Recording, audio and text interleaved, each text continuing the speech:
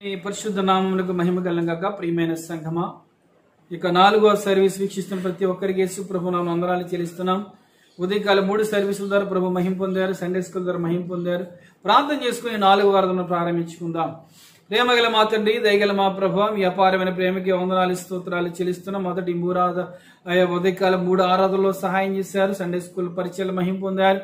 4వ ఆరాధన ప్రారంభిస్తున్న మీ హస్తం మాకు తోడుగా ఉంచి రక్త ప్రోక్షణ ఆపైన ప్రోక్షించండి.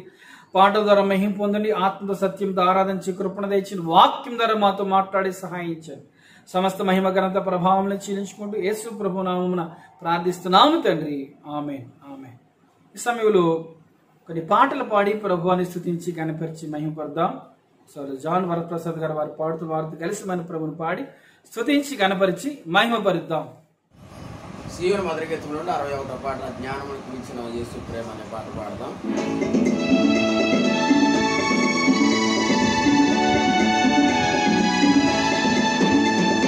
జ్ఞానమునకు మించిన యేసు ప్రేమ జ్ఞానులు గ్రహించలేని యేసు ప్రేమ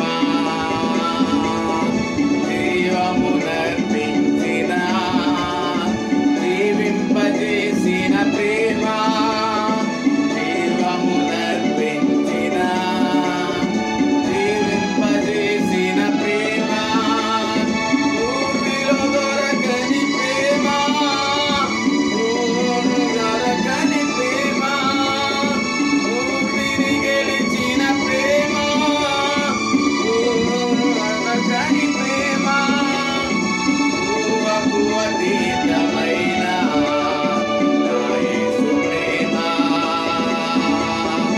ఊహకు అతీతమైన నా యేసు ప్రేమ జ్ఞానమునకు మించిన యేసు ప్రేమ జ్ఞానులు గ్రహించలేని యేసు ప్రేమ ద్రోహి అయిన యూదాను స్నేహితుడని పిలచిన ప్రేమ పొంగిన పేతురు వైపు దయతో చూసిన ప్రేమ ద్రోహి అయిన యూదాను స్నేహితుడని పిలచిన ప్రేమ పొంగిన పేతురు వైపు దయతో చూసిన ప్రేమ సందేహించిన తోమాను సంధించిన ఘన ప్రేమ సందేహించిన తోమాను సంధించిన ఘన ప్రేమ భూమిని గెలిచిన ప్రేమ భూమిలో దొరకని ప్రేమ భూమిని గెలిచిన ప్రేమ భూమిలో దొరకని ప్రేమ ఊహకు అతీతమైన నా యేసు ప్రేమ ఊహకు అతీతమైన నా యేసు ప్రేమ జ్ఞానమునకు మించిన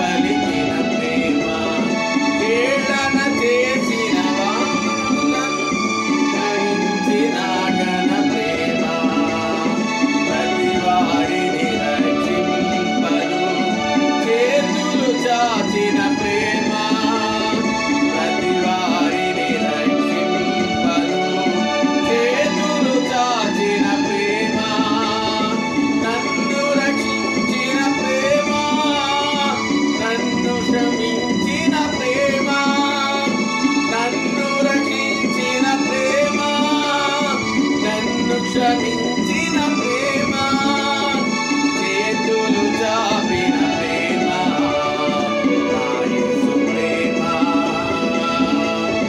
చేతులు చాపిన ప్రేమ, నా యేసు ప్రేమ. జ్ఞానమునకు మించిన యేసు ప్రేమ. జ్ఞానులు గ్రహించలేని యేసు ప్రేమ. జీవమునర్పించిన, జీవింపజేసిన ప్రేమ. జీవమునర్పించిన, జీవింపజేసిన ప్రేమ. ఊర్మిని గెలిచిన ప్రేమ, ఊర్మిలో దొరకని ప్రేమ. ఊర్మిని గెలిచిన ప్రేమ, ఊర్మిలో దొరకని ప్రేమ. ఊహకు అతీతమైన నా యేసు ప్రేమ. ఊహకు అతీతమైన నా యేసు ప్రేమ. జ్ఞానమునకు మించిన యేసు ప్రేమ. జ్ఞానులు గ్రహించలేని యేసు ప్రేమ. సీయోను మొదటి గీతం నుండి 51వ పాట, గాయములను గాయములను నా కొరకై పొందని క్రీస్తు ప్రభు అనే పాట పాడదాం.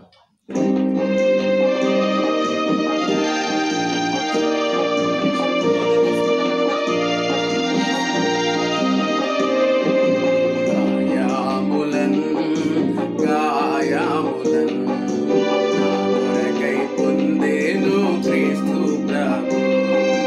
గాయములన్ గాయములన్ నా కొరకై పొందెను క్రీస్తు ప్రభు.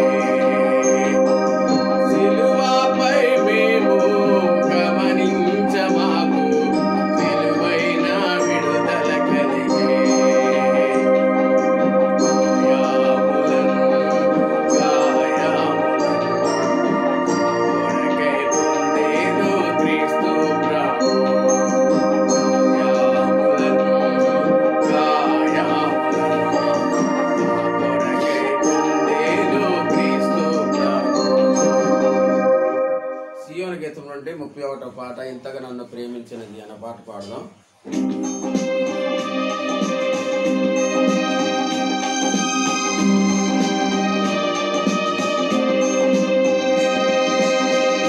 ఇంతగా నన్ను ప్రేమించినది నీ రూపము నాలో రూపించుటగా. ఇంతగా నన్ను ప్రేమించినది నీ రూపము నాలో రూపించుటగా. ఇది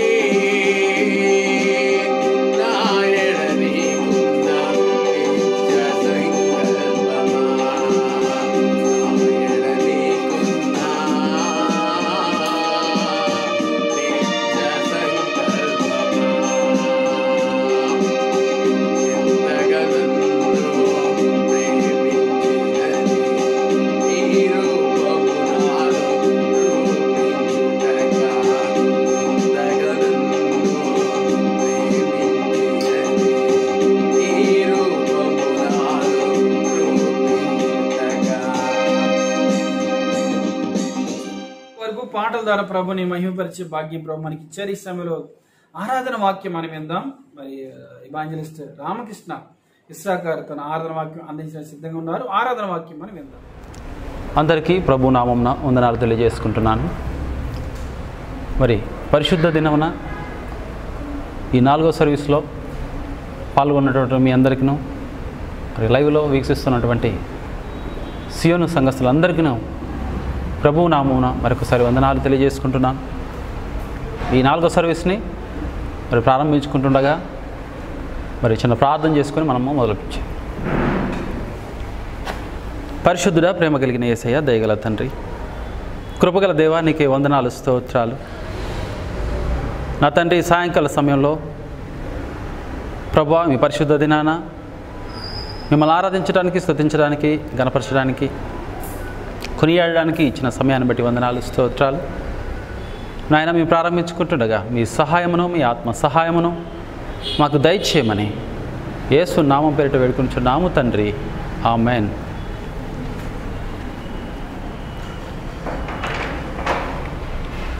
మీరందరికీ వందనాలు తెలియజేసుకుంటున్నాను.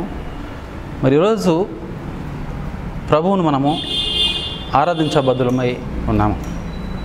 ప్రభువుని మరి ప్రతి ఆదివారము మనం ఎందుకు ఆరాధించాలి, ఏమని ఆరాధించాలి, అనేక విషయాలు మనం వింటూ ఉన్నాం.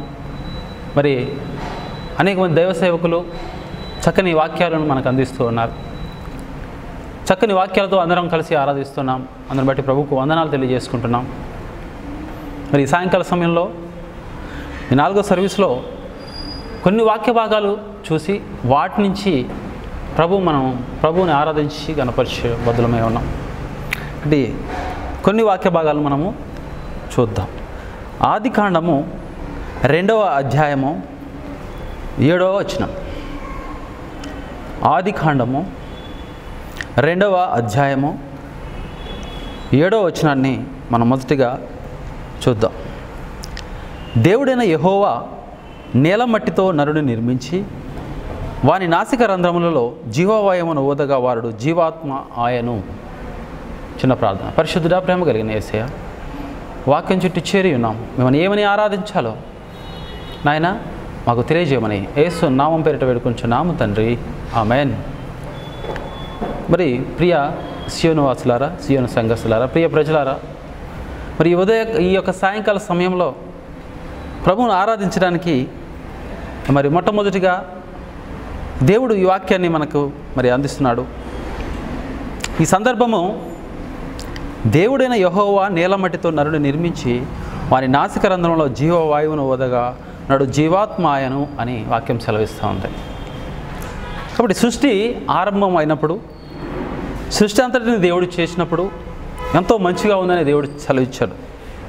మరి అదే ప్రకారంగా నరుడిని కూడా సృజించాలి, నరుడిని కూడా చేయాలి అని దేవుడు ఆశపడ్డప్పుడు తన పోలిక చొప్పున తన స్వరూపంలో దేవుడు మనిషిని చేసినట్టుగా మనకు కనబడతా ఉంటాం. ఇక్కడ ఒక మాటను మనం గమనించినట్లయితే, దేవుడైన యెహోవా నేల మట్టితో నరుని నిర్మించి అన్నాడు. అంతకుముందు ఏ నరుడు ఈ లోకంలో లేడు. మొట్టమొదటిగా దేవుడు ఎంతో ఇష్టంగా, ఎంతో ప్రేమతో నరుని చేసినట్టుగా మనకి ఇక్కడ కనబడతా ఉంది. మరి ఎలా చేశాడంటే నేల మట్టితో నరుని నిర్మించి అంటున్నాడు. వాక్యం ఏమని సెలవిస్తుందంటే నేల మట్టితో నరుని నిర్మించి. దేంతో చేశాడండి? నేల మట్టితో నరుని నిర్మించాడు. మరి నిర్మించిన ఆ నరునిలో మరి ఏ యొక్క చలనము లేదు, మరి ఏ యొక్క గుణగణాలు లేవు. కానీ అక్కడ దేవుడు ఇంకొక మాట తెలియజేస్తున్నాడు. నాసిక రంధ్రములలో, వాని నాసిక రంధ్రములలో జీవవాయువును ఊదగా అంటున్నాడు.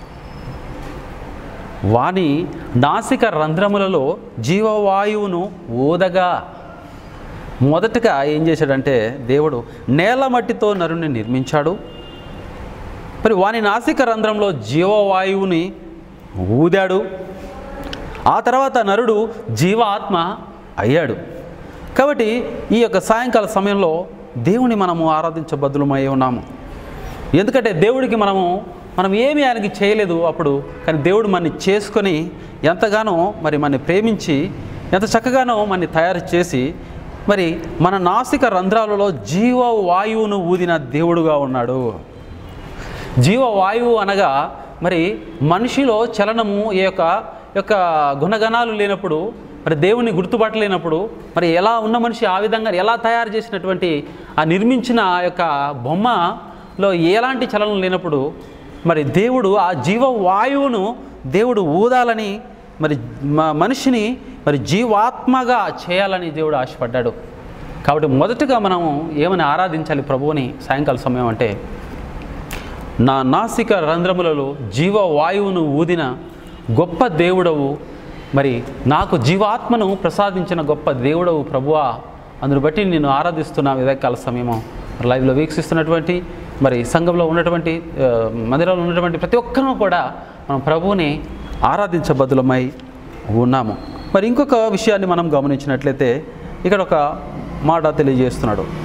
మరి రెండవ మాట రోమపత్రిక 8వ అధ్యాయం 2వ వచనాన్ని మనం గమనించినట్లయితే,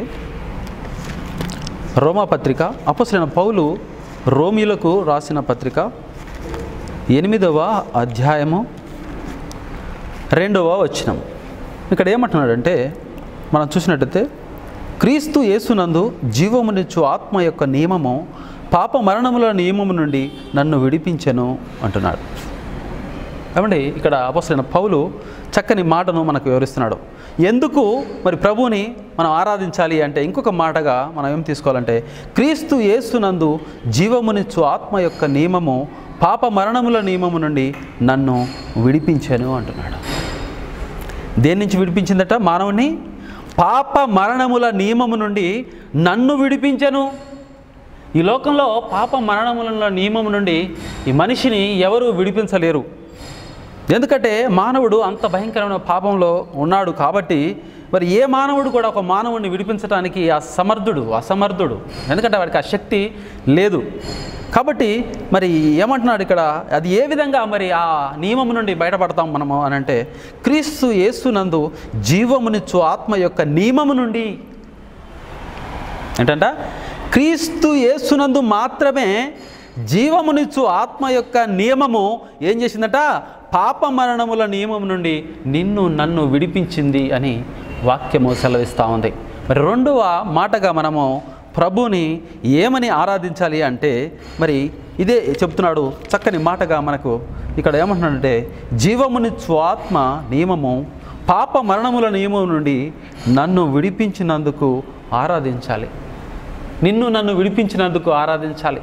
ఈ లోకంలో పాప మరణములను నియమము మనకి కట్టిపడి వేసి ఉంది. యుగాల నుంచి కూడా, మరి తరతరాల నుంచి కూడా, మన పూర్వీకుల నుంచి కూడా ఈ పాప మరణముల నియమం అనేది మనని బంధించి వేస్తూ ఉంది, దేవుడికి దూరం చేస్తూ ఉంది. కాబట్టి మరి అంత మాత్రమే కాదు, దేవుడు ఖచ్చితంగా మనని మరి ఈ నియమం నుంచి విడిపించడానికి క్రీస్తు యేసు నందు ఆత్మ చేత మనని విడిపించిన గొప్ప దేవుడుగా ఉన్నాడని వాక్యము సెలవిస్తూ ఉంది. మరి మూడో మాటగా మనం ఏమని ప్రభుని ఆరాధించాలి అని అంటే చూసినట్టయితే, ఇక్కడ యోహాను సువార్త 4వ అధ్యాయము, యోహాను సువార్త 4వ అధ్యాయము 14వ వచనాన్ని మనము గమనించినట్లయితే ఇక్కడ ఒక మాట మనకు కనబడుతూ ఉంటుంది. నేనిచ్చు నీళ్లు త్రాగువాడెప్పుడు దప్పిగొనడు, నేను వానికిచ్చి నీళ్లు నిత్య జీవమునకై వానిలో ఊరేడి నీటి బుగ్గగా ఉండునని ఆమెతో చెప్పాను. ఇక్కడ ఒక వాక్యము దేవుడు చక్కగా మరి యోహాను ద్వారా ఇక్కడ సెలవిస్తున్నాడు. ఏమంటున్నాడంటే, నేనిచ్చు నీళ్లు త్రాగువాడెప్పుడు దప్పిగొనడు అంటున్నాడు. మరి ఈ యొక్క సందర్భము సమరయ స్త్రీ మరి ఒకతే నీళ్లు చేదుకుంటున్నప్పుడు క్రీస్తు మన యేసు ప్రభుల వారు వెళ్ళి చక్కగా మరి ఆ దాహానికి నీళ్ళు ఇవ్వమని అడిగినప్పుడు, మరి ఆమె యొక్క సమాధానాన్ని సమరయులకు మరి యూదులకు సాంగత్యం కుదరదు, ఎలా ఇవ్వాలి మేము అని అన్నప్పుడు దేవుడు కొన్ని విషయాలను చెప్తూ మరి కిందికి వచ్చినప్పుడు మరి ఆమె అంటుంది, మరి బావిలో చాలా నీళ్ళు ఉన్నాయి, నీకు చేదుకోవడానికి ఏమీ లేదు, మరి నువ్వు చేదుకోవాలి, మరి ఏ విధంగా నువ్వు నాకు జీవజలము ఇస్తావు అని అంటాడు. ప్రభు అంటాడు, మీకు జీవజలముని ఇస్తానంటాడు. ఆమె అంటది, ఏ విధంగా నువ్వు, నీ దగ్గర ఏమీ లేదు కానీ మాకు ఎట్లా జీవజలం ఇస్తావు అని ఆమె అన్నప్పుడు చక్కగా ఆమె అంటున్నాడు, దేవుడు అంటున్నాడు, నేనిచ్చు నీళ్ళు త్రాగువాడెప్పుడు దప్పిగొనడు అంటున్నాడు. మూడో విషయం ఏంటంటే దేవుడు నేనిచ్చు నీళ్లు తాగువాడెప్పుడు దప్పికొనడు. మన క్రీస్తు, మన ప్రభువు, మన రక్షకుడు మనకి ఏమి నీళ్ళు ఇస్తాడు? ఈ లోక సంబంధమైన బావిలే ఊరే నీళ్ళు ఇస్తాడా? లేకపోతే మరి అవి తాగినప్పుడు మళ్ళీ ఒక గంటకో మరి అరగంటకో మళ్ళీ దాహం అవుతుంది కదా. మరి ఏమిచ్చి మన దాహాన్ని మరి ఎప్పటికీ దప్పికొనడు అంటున్నాడు. ఎప్పటికీ దప్పికొన నీరు ఏముంది? మన ప్రభు, మన రక్షకుడి దగ్గర. ఈ లోకంలో ఎవరి దగ్గర లేని ఆ దప్పిక తీరే ఆ యొక్క శక్తి మనకి దేవుడు ఏ విధంగా ఇస్తానని మరి అంటున్నాడు. ఇక్కడ కింద మనం చూసినట్టయితే, నేను వానికిచ్చు నీళ్లు నిత్య జీవమునకై వానిలో ఊరేడి నీటి బుగ్గగా ఉండునని ఆమెతో చెప్పాను. ఏంటంట? ఆత్మ సంబంధమైన మరి విషయాల గురించి ఇక్కడ తెలియజేస్తూ ఉన్నాడు. ఆత్మ సంబంధమైన విషయాలు ఏమంటే, ఆత్మ సంబంధమైన దాహమున గురించి యేసుక్రీస్తు ఇక్కడ మాట్లాడుతున్నట్టు మనకు కనపడతా ఉంది. కొత్త జన్మను మరి కొత్త జీవాన్ని దేవుని ఆత్మ మూలంగా అనుభవించిన తర్వాత వాటి కోసం దప్పికొనక్కర్లేదు. ఒక్కసారి యేసుక్రీస్తు యొక్క ఆత్మ యొక్క ఆ యొక్క శక్తిని మనం పొందుకున్నట్లయితే, ఆ యొక్క అనుభవాన్ని మనం పొందుకున్నప్పుడు మనము మరి జీవితాంతం కూడా ఎప్పుడు కూడా మనము ప్రభు దగ్గర చేరు వరకు, ఈ లోకాన్ని విడిచిపెట్టే వరకు ఎప్పుడు దప్పికొనాల్సిన అవసరము లేనేలేదు. ఆ విషయం గురించి చక్కగా తెలియజేస్తున్నాడు మన ప్రభు. మరి మూడో విషయము, నాలుగో విషయం, మనం ఏమని ఆయనని ఆరాధించాలి అంటే, మరి అంత గొప్ప దేవుడు మనకి చక్కని జీవ జలమును ఇస్తానని మరి వాగ్దానం చేస్తూ ఉన్నాడు. కాబట్టి ఆయనని మనం ఆరాధించాలి. మరి ఏమనంటే, దేవుడు నిత్య జీవమునకు ఊరేటి నీటి బుగ్గగా మరి ఉన్నందుకు ప్రభువా నిన్ను మీ ఈ సాయంకాల సమయంలో ఆరాధిస్తున్నాను ప్రభువా అని మనము ప్రభువుని ఆరాధించబద్దులమై ఉన్నాము. మరి ఇంకొక విషయాన్ని మనం గమనించినట్లయితే, మరి యోహాను సువార్త, ఇదే యోహాను సువార్త 6వ అధ్యాయము 49వ వచనం నుంచి 51వ వచనం వరకు చూద్దాం. 6వ అధ్యాయము 49 నుంచి 51 వరకు మనము చూద్దాం. ఇక్కడ ఏమన్నాడంటే, మీ పితరులు అరణ్యంలో మన్నాను తినినను చనిపోయిరి, దీనిని తినువాడు చావకుండానట్లు పరలోకం నుండి దిగి వచ్చిన ఆహారం ఇదే. పరలోకం నుండి దిగి వచ్చిన జీవాహారమును నేనే. ఎవడైనాను ఈ ఆహారం భుజించితే వాడెప్పుడునూ జీవించును. మరియు నేనిచ్చు ఆహారం లోకమునకు జీవము కొరకైన నా శరీరమే అని మీతో నిశ్చయముగా చెప్పుచున్నానని. ఇక్కడ మరి 4వ విషయము ఏమని సెలవిస్తున్నాడంటే, ఇక్కడ ఏం చెప్తున్నాడంటే, మీ పితరులు అరణ్యములో మన్నాను తినను చనిపోయేరి అంటున్నాడు. ఏమన్నాడండి? మీ పితరులు అరణ్యంలో మన్నాను భుజించిన, పరలోకం నుంచి ఏదైతే దేవుడు వాళ్ళకి ఇశ్రాయేలు ప్రజలకు ఆహారం అయినప్పుడు, ఆకలైనప్పుడు వారికి పరలోకం నుంచి మన్నాను ఇచ్చిన దేవుడుగా ఉన్నాడు. మరి అలాంటి ఆహారం తిన్న వారు మరణించారు, చనిపోయారు. మరి ఇంకేమన్నాడు? దీనిని తినువాడు చావకున్నట్లు పరలోకం నుండి దిగి వచ్చిన ఆహారం ఇదే. దేనిని తిన్నట్లు? క్రీస్తు యొక్క శరీరము గురించి ఇక్కడ మాట్లాడుతూ ఉన్నాడు. కాబట్టి క్రీస్తు యొక్క శరీరాన్ని ఎవరు భుజిస్తారండి ఈ లోకంలో అంటే, క్రీస్తుని సొంత రక్షకుడుగా అంగీకరించిన వారు, మరి ఆయన మార్గంలో మరి నడుస్తూ ఎంతో చక్కగా మరి దేవుని యొక్క వాక్యాన్ని ముందు దాన్ని చూసుకుంటూ దాని ప్రకారం జీవిస్తూ ఉన్నవారు మాత్రమే ఖచ్చితంగా ఆ యొక్క ఆహారానికి తీసుకోవడానికి మరి అర్హులని వాక్యం సెలవిస్తూ ఉంది. కాబట్టి అలాంటి ఆహారము దేవుడు మనకు ఇస్తూ ఉన్నాడు. ఏమంటున్నాడు? పరలోకము నుంచి దిగి వచ్చిన ఆహారమును నేనే. ఎవడైనాను ఈ ఆహారం భుజించితే వాడెప్పుడునూ జీవించును. ఏమన్నాడు? దేవుడి యొక్క ఆహారం అంట పరలోకము నుంచి వచ్చింది అంట. ఆ పరలోకం నుంచి వచ్చిన ఆహారం జీవిస్తే ఎప్పుడు వాడెల్లప్పుడును జీవించును. మరియు నేనిచ్చు ఆహారము లోకమునకు జీవము కొరకైన నా శరీరమే. ఏం చెప్తున్నాడని? జీవాహారాన్ని ఇస్తున్నాడు మనకి. మొదటిగా ఏమి ఇచ్చాడు? జీవవాయువుని ఇచ్చాడు. తర్వాత ఏమిచ్చాడు? జీవమిచ్చు ఆత్మనిచ్చాడు. తర్వాత మూడోది ఏమిచ్చాడు? జీవ జలము ఇచ్చాడు. మరి తర్వాత 4వది జీవాహారమును ఇచ్చిన గొప్ప దేవుడుగా ఉన్నాడు. కాబట్టి ఆ దేవుణ్ణి మనము ఏమని ఆరాధించాలి మరి అనంటే, గొప్పగా దేవుడు మనకు సెలవిచ్చిన మాట, మరి నన్నెప్పుడు జీవింపజేసే జీవాహారమును ఇచ్చినందుకు ప్రభువా నిన్ను ఆరాధించబద్దులమై ఉన్నాము. ఈ సాయంకాల సమయంలో ప్రభువును, ఈ వాక్యాన్ని బట్టి మనం ఆరాధించబద్దులమై ఉన్నాము. మరి ఇంకొక మాట మనం చూసినట్టయితే, మరి ప్రకటనల గ్రంథము 20వ అధ్యాయము, యోహాను రాసిన ప్రకటన గ్రంథము 20వ అధ్యాయము 12 వచనము 15వ వచనాన్ని మనము గమనించినట్లయితే ఇక్కడ చక్కని మాట మనకు కనబడుతూ ఉంటుంది. ఇక్కడ మొదటిగా 12వ వచనాన్ని మనము చూద్దాం. మరియు గొప్పవారేమి కొద్దివారేమి మృతులైన వారందరూ ఆ సింహాసనం ఎదుట నిలవబడినట చూచితిని. అప్పుడు గ్రంథములు విప్పబడెను, మరియు జీవగ్రంథమును వేరొక గ్రంథమును విప్పబడెను. ఆ గ్రంథములు యందు రాయబడిన వాటిని బట్టి తమ క్రియల చొప్పున మృతులు తీర్పు పొందిరి అని ఇక్కడ వాక్యం సెలవిస్తూ ఉంది. ఏమంటున్నాడంటే, ఇక్కడ ఏమంటున్నాడంటే గ్రంథము విప్పబడెను, మరియు జీవగ్రంథమును వేరొక గ్రంథమును విప్పబడెను అంటున్నాడు. జీవగ్రంథమును వేరొక గ్రంథమును. మరి జీవగ్రంథములో ఏముంటుంది అంటే మరి మన యొక్క పేర్లు దాంట్లో లిఖించబడి ఉంటాయి. ఎవరైతే దేవుని నమ్ముకొని, ఎవరైతే సృష్టికర్త అయిన దేవుని మీద ఆధారపడి జీవిస్తూ ఈ లోకంలో మరి యహలోక మాలిన్యాన్ని అంటకుండా మరి ముందుకు కొనసాగుతూ ఉన్న, విశ్వాసంలో కొనసాగుతున్న వారి యొక్క పేర్లు జీవగ్రంథంలో లిఖించబడతాయని మరి ఈ వాక్యము సెలవిస్తూ ఉంది. కాబట్టి ఎవరి క్రియల చొప్పున వారికి ప్రతిఫలము ఖచ్చితంగా దేవుడు ఇస్తానని సెలవిస్తున్నాడు. మరి కిందికి వచ్చినట్టయితే 15వ వచనంలో మనకు స్పష్టంగా ఏమంటున్నాడంటే, ఎవని పేరైనను జీవగ్రంథమందు రాయబడినట్టు కనబడని ఎడల వాడు అగ్నిగుండంలో పడవేయబడను అని.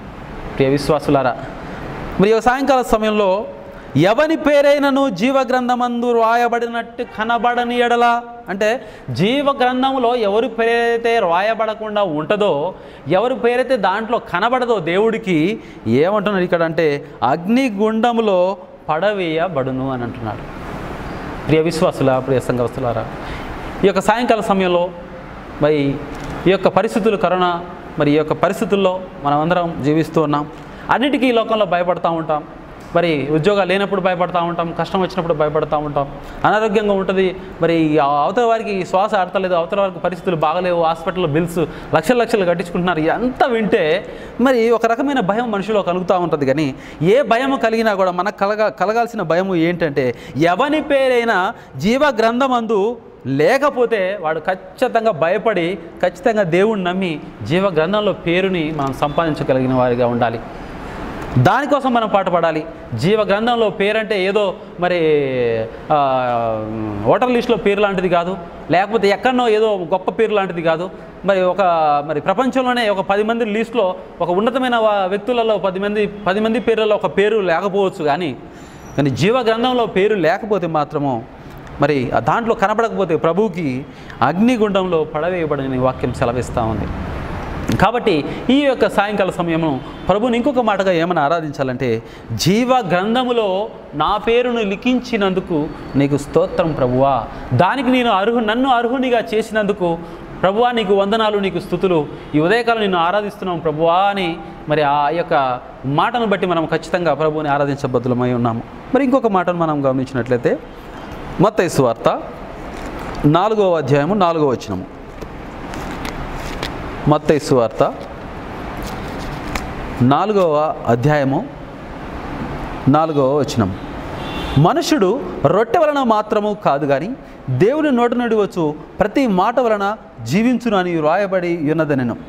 ఇక్కడ ప్రభువుని యేసుక్రీస్తు ప్రభుల వారిని మరి అపవాది అయిన శోధకుడు శోధించిన సందర్భంలో మరి అక్కడ మరి ఆకలితో మరి ఉన్నాడని ఆ యొక్క శోధకుడు సాతాను గమనించి ప్రభువుని మరి తినిపియాలి, ఖచ్చితంగా ఎట్లా చేస్తే ఆయనకు ఆహారాన్ని తినేలా చేయాలని వాడు పన్నాగం వేసినప్పుడు దేవుడు ఖచ్చితంగా ఆయన చెప్పిన మాటకు దేవుడు మంచి సమాధానాన్ని ఇచ్చిన దేవుడుగా ఉన్నాడు. ఏమన్నానంటే, మనుష్యుడు రొట్టె వలన మాత్రము కాదు కానీ దేవుని నోటి నుండి వచ్చు ప్రతి మాట వలన జీవించును అని. మనుషును ఎలా జీవిస్తాడంట? దేవుడి నోటి నుండి వచ్చు ప్రతి మాట వలన జీవిస్తాడు. మరి దేవుడి నోటి నుంచి వచ్చిన ప్రతి మాట వలన మనం జీవించేవారిగా ఉండాలి. బైబిల్లో ఎన్నో వచనాలు, ఎన్నో యొక్క వాక్యాలు మన కొరకు సిద్ధపరిచిన దేవుడు మరి ఈ యొక్క ప్రతి మాట కూడా మనని జీవింపజేస్తుంది. ఈ లోకంలో మనని ఖచ్చితంగా మరి జీవవాక్యం అని కలిగి మనం జీవించేవారిగా చేస్తుంది. మరి బైబిల్లో చూస్తే 66 పుస్తకాలు ఉన్నాయి. బైబిల్ చూస్తే మరి ఒక 1 ఇంచ్ 2 ఇంచెస్ మరి ఎడుతుతో మరి ఇది కనబడతా ఉన్నది.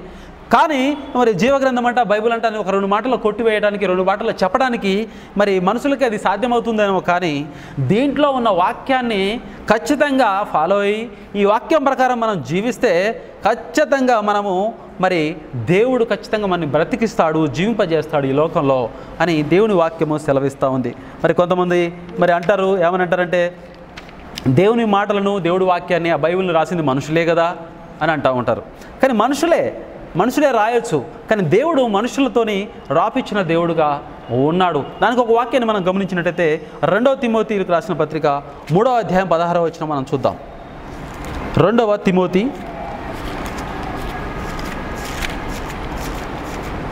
2వ తిమోతి పత్రికను మనం గమనించినట్లయితే ఇక్కడ మనకు చక్కని మాట కనపడుతూ ఉంటుంది. 3వ అధ్యాయం 16వ వచనాన్ని చూసినట్టయితే ఇక్కడ దైవజనుడు సన్నద్ధుడై ప్రతి సత్కార్యమునకు పూర్ణముగా సిద్ధపడి ఉండునట్లు దైవావేశం వలన కలిగిన ప్రతి లేఖనమును ఉపదేశించుటకును, ఖండించుటకును, తప్పుదిద్దుటకును, నీతి యందు శిక్ష వేయుటకును ప్రయోజనకరమై ఉన్నదని వాక్యం సెలవుస్తుంది. ఇక్కడ ఒక చక్కని మాటను మనం గమనించట్లే మధ్యలో 16వ వచనం మధ్యలో దైవావేశం వలన కలిగిన ప్రతి లేఖనము అని వాక్యంలో సెలవిస్తూ ఉంది. ఇది ఏదో సింపుల్గా మనుషులే రాశారు కదా, ఇది ఎక్కడి నుంచి వచ్చింది, అది ఎక్కడి నుంచి వచ్చిందని అనేక ప్రశ్నలు మరి మనుషులు వేస్తూ ఉంటారు. కానీ ఇక్కడ వాక్యం సెలవిస్తూ ఉంది దైవావేశం వలన కలిగిన ప్రతి లేఖనము అంటున్నాడు. అంటే ఈ బైబిల్ ఆది నుంచి ప్రకటనల గ్రంథం వరకు ఈ 66 పుస్తకాలు కూడా దైవావేశం వలన రాయబడిన లేఖన భాగాలు, దైవావేశం వలన రాయబడిన వాక్యములు, దైవావేశం వలన రాయబడిన వచనములు అని దేవుడు వాక్యము ఘంటాపదంగా తెలియజేస్తూ ఉంది. కాబట్టి మరి అలాంటి గొప్ప వాక్యము మరి ఏ విధంగా పనిచేస్తుంది మనిషి జీవితంలో మనం గమనించినట్టయితే హెబ్రీ పత్రిక 4వ అధ్యాయం 12వ వచనాన్ని మనం గమనిద్దాం. హెబ్రీలకు రాసిన పత్రిక 4వ హెబ్రీలకు రాసిన పత్రిక హెబ్రీలకు రాసిన పత్రిక 4వ అధ్యాయము 12వ వచనాన్ని మనం గమనించినట్టయితే ఎందుకనగా దేవుని వాక్యము సజీవమై బలము గలదై రెండంచులు గల ఏటువంటి ఖడ్గము కంటెను వాడిగా ఉండి ప్రాణాత్మలను, కీళ్లను, మూలుగులను విభజించునట్టు మట్టుకు దూరుచు హృదయం యొక్క తలంపులను, ఆలోచనలను శోధించుచున్నది అంటున్నాడు.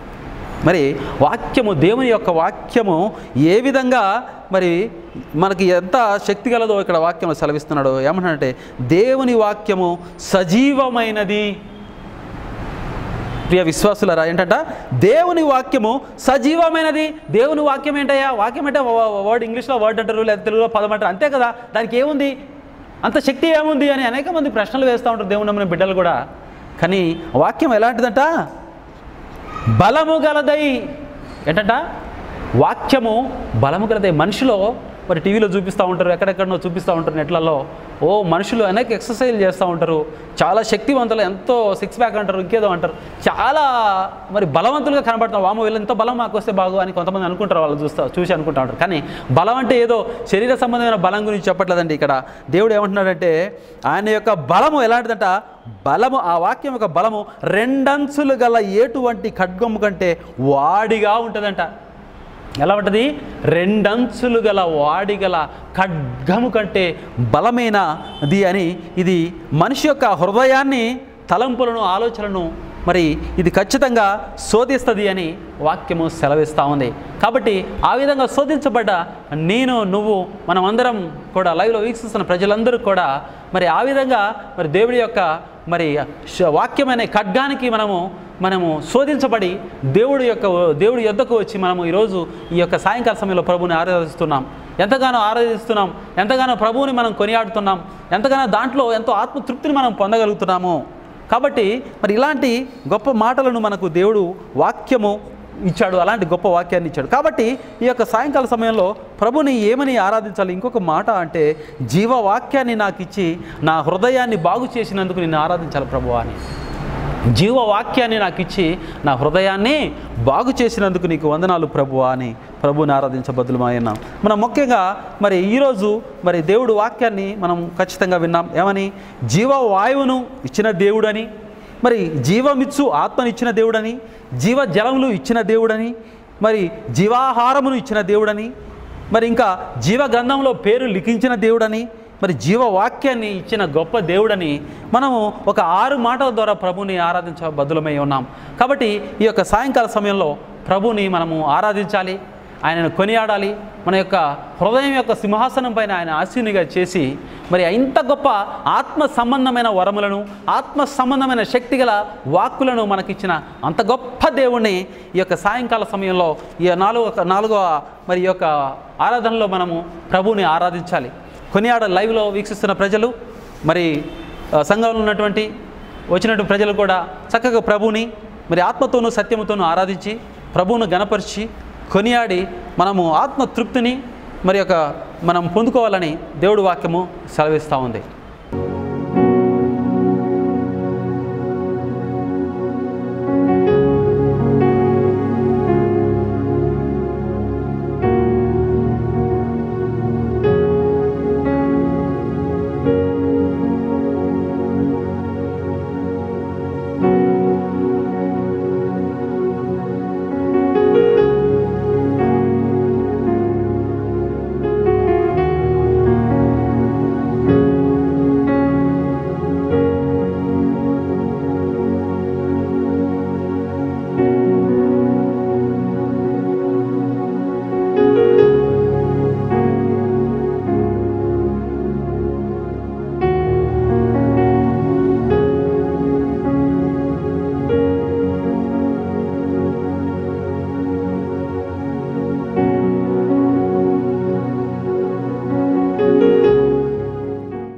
ఆరాధనలో ఇంతవరకు ప్రభుని స్తుతించి కనపరిచే భాగ్యం ప్రభు మనకి ఇచ్చారు. మన గృహాల్లో లేచి నిలబడదాం. ఒక 2 స్తుతి ఆరాధన పాటలు పాడి ప్రభుని మనసారా నోరారా స్తుతించి కనపరిచి ఆయన మనం కొనియాడదాం. సీయోను మధుర గీతం నుండి 2వ పాట అంకితం ప్రభు నా జీవితం అనే పాట పాడుకుందాం.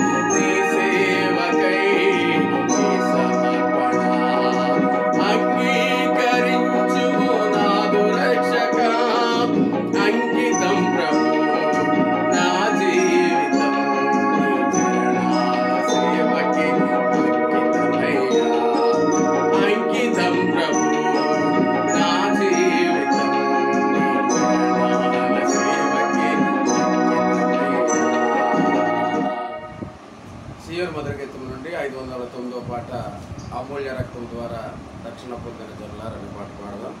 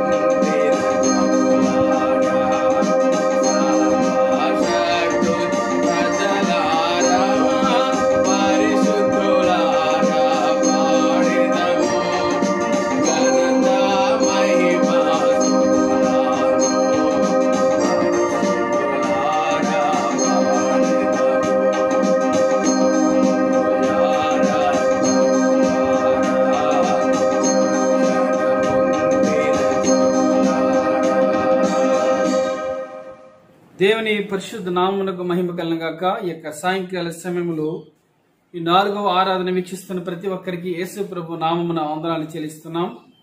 ఉదయకాల సమయంలో 3 సర్వీసుల ద్వారా ప్రభు తన మహిమార్థం నడిపించారు. ఇంతవరకు మన పాటల ద్వారా ప్రభుని స్తుతించి గణపరిచి ఆరాధించుటకును ఆత్మతో సత్యంతో ఆరాధించుటకు ప్రభు మనకి ఇచ్చిన శ్రేష్టమైన సమయం బట్టి ప్రభుకు స్తోత్రములు కలుగును గాక. దేవుని వాక్యం ధ్యానం చేసుకుందాం. యెషయా గ్రంథం 60వ అధ్యాయం 21వ వచనం చదువుతున్నాను, గమనించండి. యెషయా గ్రంథం 60వ అధ్యాయం 21వ వచనం. నీ జనులందరూ నీతిమంతుల యందురు, నన్ను నేను మహిమపరుచుకున్నట్లు వారు నేను నాటిన కొమ్మగాను నేను చేసిన పనిగాను ఉండి దేశమును శాశ్వతముగా స్వతంత్రించుకుందురు. ప్రార్థన చేసుకుందాం, ప్రభు వైపు చూద్దాం. మహోన్నతుడమైన తండ్రి, మీ అపారమైన ప్రేమకి స్తోత్రములు. సర్వాధికారి అయిన దేవుడవు, సర్వశక్తిమంతుడవు, ఆద్యాంతరహితుడా, ఆది సంభూతుడమైన దేవా, మీ మహిమగల నామానికి, మహోన్నతమైన నామానికి, ఘనమైన నామమునకు ప్రణితులు నమస్కారం చెల్లిస్తున్నాం. అయ్యేంతవరకు పాటలతో స్తుతించి గణపరిచి కొనియాట్టుకును ప్రైజ్ అండ్ వర్షిప్ ని మహిమపరిచే భాగ్యం ఇచ్చారు తండ్రి. వాక్యం చుట్టూ మేము చేరి ఉన్నాం. వాక్యమైన మీరు మాతో మాట్లాడండి, సహాయం చేయండి. మాకు వినే చెవిని గ్రహించే హృదయమును అర్థం చేసుకునే మనసును అనుసరించే జీవితాలు దయచేయండి. సమస్త అంధకార శక్తులు మీరు లయపరచండి. నిలబడి నేను ప్రభు నిష్ప్రయోజకుడిని ఒప్పుకొనిచున్నాను. మానవ స్వరాన్ని మరుగుపరిచి మీ స్వరం, మెల్లనైన మీ స్వరం, మాధుర్యమని మీ స్వరం వినిపించి బలపరచమని మీకు వందనాలు స్తోత్రాలు చెల్లిస్తూ యేసు ప్రభువారి దీవెనామమున ప్రార్థిస్తున్నాం తండ్రి. ఆమేన్, ఆమేన్. ప్రియమైన దేవుని సంగమా, మనం ధ్యానం చేసి ఈ పాఠ్య భాగం యొక్క అంశము దేవుడు నాటిన కొమ్మ, దేవుడు చేసిన పని. దేవుడు నాటిన కొమ్మ, దేవుడు చేసిన పని. ఈ యెషయా గ్రంథం 60వ అధ్యాయం అంతా కూడా చాలా ఉజ్జీవకరమైన మాటలు కనిపిస్తుంటాయి. 1వ వచనంలో అయితే వెలుగు నీకు వచ్చింది, లెగు, తేజరిల్లము లెమ్ము అని అంటున్నాడు. చాలా వాగ్దానాలతో కూడినటువంటి వాక్యాలు దీంట్లో మనకి ఎంత అద్భుతంగా కనిపిస్తుంటాయి. అదంతా మనం ధ్యానం చేయట్లేదు, కానీ మన ధ్యానము ఈ ఒక్క వచనంలోనే. నీ జనులందరూ నీతిమంతులు ఇందురు, నన్ను నేను మహిమపరుచుకున్నట్లు, అంటే దేవుడు ఆయనను మహిమపరుచుకున్నట్లంట ఏం చేస్తాడంటే, వారు నేను నాటిన కొమ్మగాను నేను చేసిన పనిగాను ఉండి అని బైబిల్ చెప్తుంది. అంటే మనం ఎవరమంటే దేవుడు నాటిన కొమ్మ, దేవుడు చేసినటువంటి పని. ఈ రెండింటి ద్వారా దేవుడికి ఏమవుతుందంట? మహిమ వస్తుంది అని బైబిల్ చెబుతుంది. ఇక్కడ ఆలోచన చేద్దాం. చాలా మంది చెట్లు నాటుతారు, చాలా మంది కొమ్మలు కూడా నాటుతారు. చాలా కాలం క్రితం మనం గమనం చేస్తే సీఎం క్యాంప్ ఆఫీస్ దగ్గర చెట్లు నాటారు. చెట్లు నాటమంటే ముందు చెట్లు నాటలేదు, కానీ ఒక కొమ్మ లాంటి నరుక్కొచ్చి చూడటానికి కొమ్మే, ఆ కొమ్మని తీసుకొచ్చి అక్కడ నాటారు. ఆ రోడ్డు మీద నాటేటప్పటికి అది కొన్ని వారాలకి అది చిగురించడం మొదలుపెట్టి ఇప్పుడు ఇలా మనం చూస్తే అవన్నీ కూడా చెట్లు అయిపోయినాయి. చెట్లుగా అవి మారుతూ ఉన్నాయి, మారిపోయినాయి కూడా. అలాగే దేవుడు ఇక్కడ ఏమంటున్నాడంటే, నేను నాటిన కొమ్మ, నేను చేసినటువంటి పని అని అంటున్నాడు. ప్రియమైన మొదటి పాయింట్ మనం ఆలోచన చేద్దాం. దేవుడు నాటినటువంటి కొమ్మ, దేవుడు నాటినటువంటి కొమ్మ. ఎవరి కొమ్మ అంటే మనందరికి బాగా తెలుసు. ఇశ్రాయేలు జాతికి ఆయన ఆ ఉద్దేశంతో మాట్లాడుతున్నాడు. ఐగుప్తు అనే దేశం నుంచి దేవుడు తీసుకొచ్చి కనాను దేశములో వారిని ఏం చేశాడు? ఆయన నాటిన వాడిగా ఉంటున్నాడు. నాటిన తర్వాత ఆ కొమ్మ కాస్త మహావృక్షమైంది. మహావృక్షమైన తర్వాత ఏమైంది అంటే, వారు దేవుణ్ణి విసర్జించి దేవునికి ఆయాసకరంగా వారు జీవించినందుకు దేవుడు ఏం చేశాడు? ఆ చెట్టుని ఆయన విడిచిపెట్టాడు. విడిచిపెట్టడం బట్టి ప్రపంచాలు దేశంలో ప్రజలందరూ వచ్చి ఆ చెట్టు యొక్క కొమ్మలు నరుక్కొని వెళ్ళిపోయారు. నివాసయోగ్యంగా ఉండవలసినటువంటి ఆ చెట్టు నివసింపయోగ్యముగా లేదు, ఎడారిలో అర్హవృక్షం వల్ల మారిపోయినట్టుగా చెట్టు అయిపోయింది అని ఆ ఉద్దేశంతో దేవుడు మాట్లాడుతున్నాడు. కానీ మన క్రొత్త నిబంధన వచ్చేటప్పటికి దేవుడు ఎంత అద్భుతంగా మరలా మనల్ని ఏం చేశాడంటే, సంఘాన్ని తన బిడ్డలను పునరుద్ధీకరించినట్టుగా మనం చూస్తూ ఉన్నాం. ప్రియమైన దేవుని సంగమా, ఆయన వాగ్దానం ఇచ్చి నెరవేర్చేవాడు. అబ్రహాముకి వాగ్దానం ఇచ్చాడు, ఆయన దావీదు గారికి వాగ్దానం ఇచ్చాడు. ఇలాగ తన ప్రాముఖ్యమైన తన భక్తులందరికీ ఆ వాగ్దానం ఇచ్చిన వాగ్దానం ఆయన నెరవేర్చేవాడు. అనేక సార్లు ఇశ్రాయేలు ప్రజలు పాపము చేసి దేవునికి ఆయాసం కలిగించి ఆ దేవుని బాధ పెట్టినప్పుడు వారిని శత్రువులకు అప్పగించిన తన కృపా సమృద్ధిని బట్టి, తన జాలిని బట్టి మరలా వారిని ఏం చేసేవాడు? ఆయన సమకూర్చేవాడు. అదే నరకబడినటువంటి చెట్టు, చల్లా చెదిరిపోయిన చెట్టు మరలా ఏమైపోయింది? 1948 మే 15వ తారీఖున మరలా ఒక ఒక కొమ్మగా నాటబడింది. ఈ రోజున మనం ఆలోచన చేస్తే ఇశ్రాయేల్ దేశం యొక్క పరిస్థితి మహావృక్షముగా, ఆ చిన్న దేశమే గాని ప్రపంచ దేశములకే జ్ఞానం అందించే దేశముగా, ప్రపంచ దేశములకే టెక్నాలజీ అందించే దేశముగా, ప్రపంచ దేశములకి ఇంకా అనేకమైన అందించే దేశంగా దేవుడు ఆ దేశాన్ని ఆశీర్వదించినట్టుగా మనం ఇప్పుడు చూస్తూ ఉంటున్నాం. సరే, మనకు కొంతమంది భక్తుల గురించి మనం ఆలోచన చేసుకుంటూ ముందుకెళ్ళినప్పుడు అపోస్తల కార్యములు 10వ అధ్యాయంలో ఒక భక్తుడు మనకు కనిపిస్తాడు. అక్కడ ఆయన అపోస్తల కార్యములు 10వ అధ్యాయంలో ఒక భక్తుడు కనిపిస్తాడు. ఆయన పేరు కొర్నేలి అని కనిపిస్తాడు అక్కడ మనకి. ఆయన ఇటలీ పటాలనబడిన పటాలంలో ఆయన శతాధిపతిగా ఉంటూ ఉన్నాడు. శతాధిపతి చదువుతున్నాను. అపోస్తల కార్యములు 10వ అధ్యాయం 1-2 వచనాలు. ఇటలీ పటాలం అనబడిన పటాలములో శతాధిపతి అయిన కొర్నేలి అనే ఒక భక్తిపరుడకుడు కైసరీలో ఉండెను. అతడు తన ఇంటి వారందరితో కూడా దేవుని యందు భయభక్తులు గలవాడై ఉండి ప్రజలకు బహుధర్మము చేర్చి ఎల్లప్పుడూ దేవునికి ప్రార్థన చేయువాడు. సో ఈ కొర్నేలి యేసుక్రీస్తు ప్రభు గురించి సువార్త వినలేదు, కానీ ఈ కొర్నేలి పాత నిబంధన ప్రకారంగా దేవుని గురించి ఆయన విన్నాడు.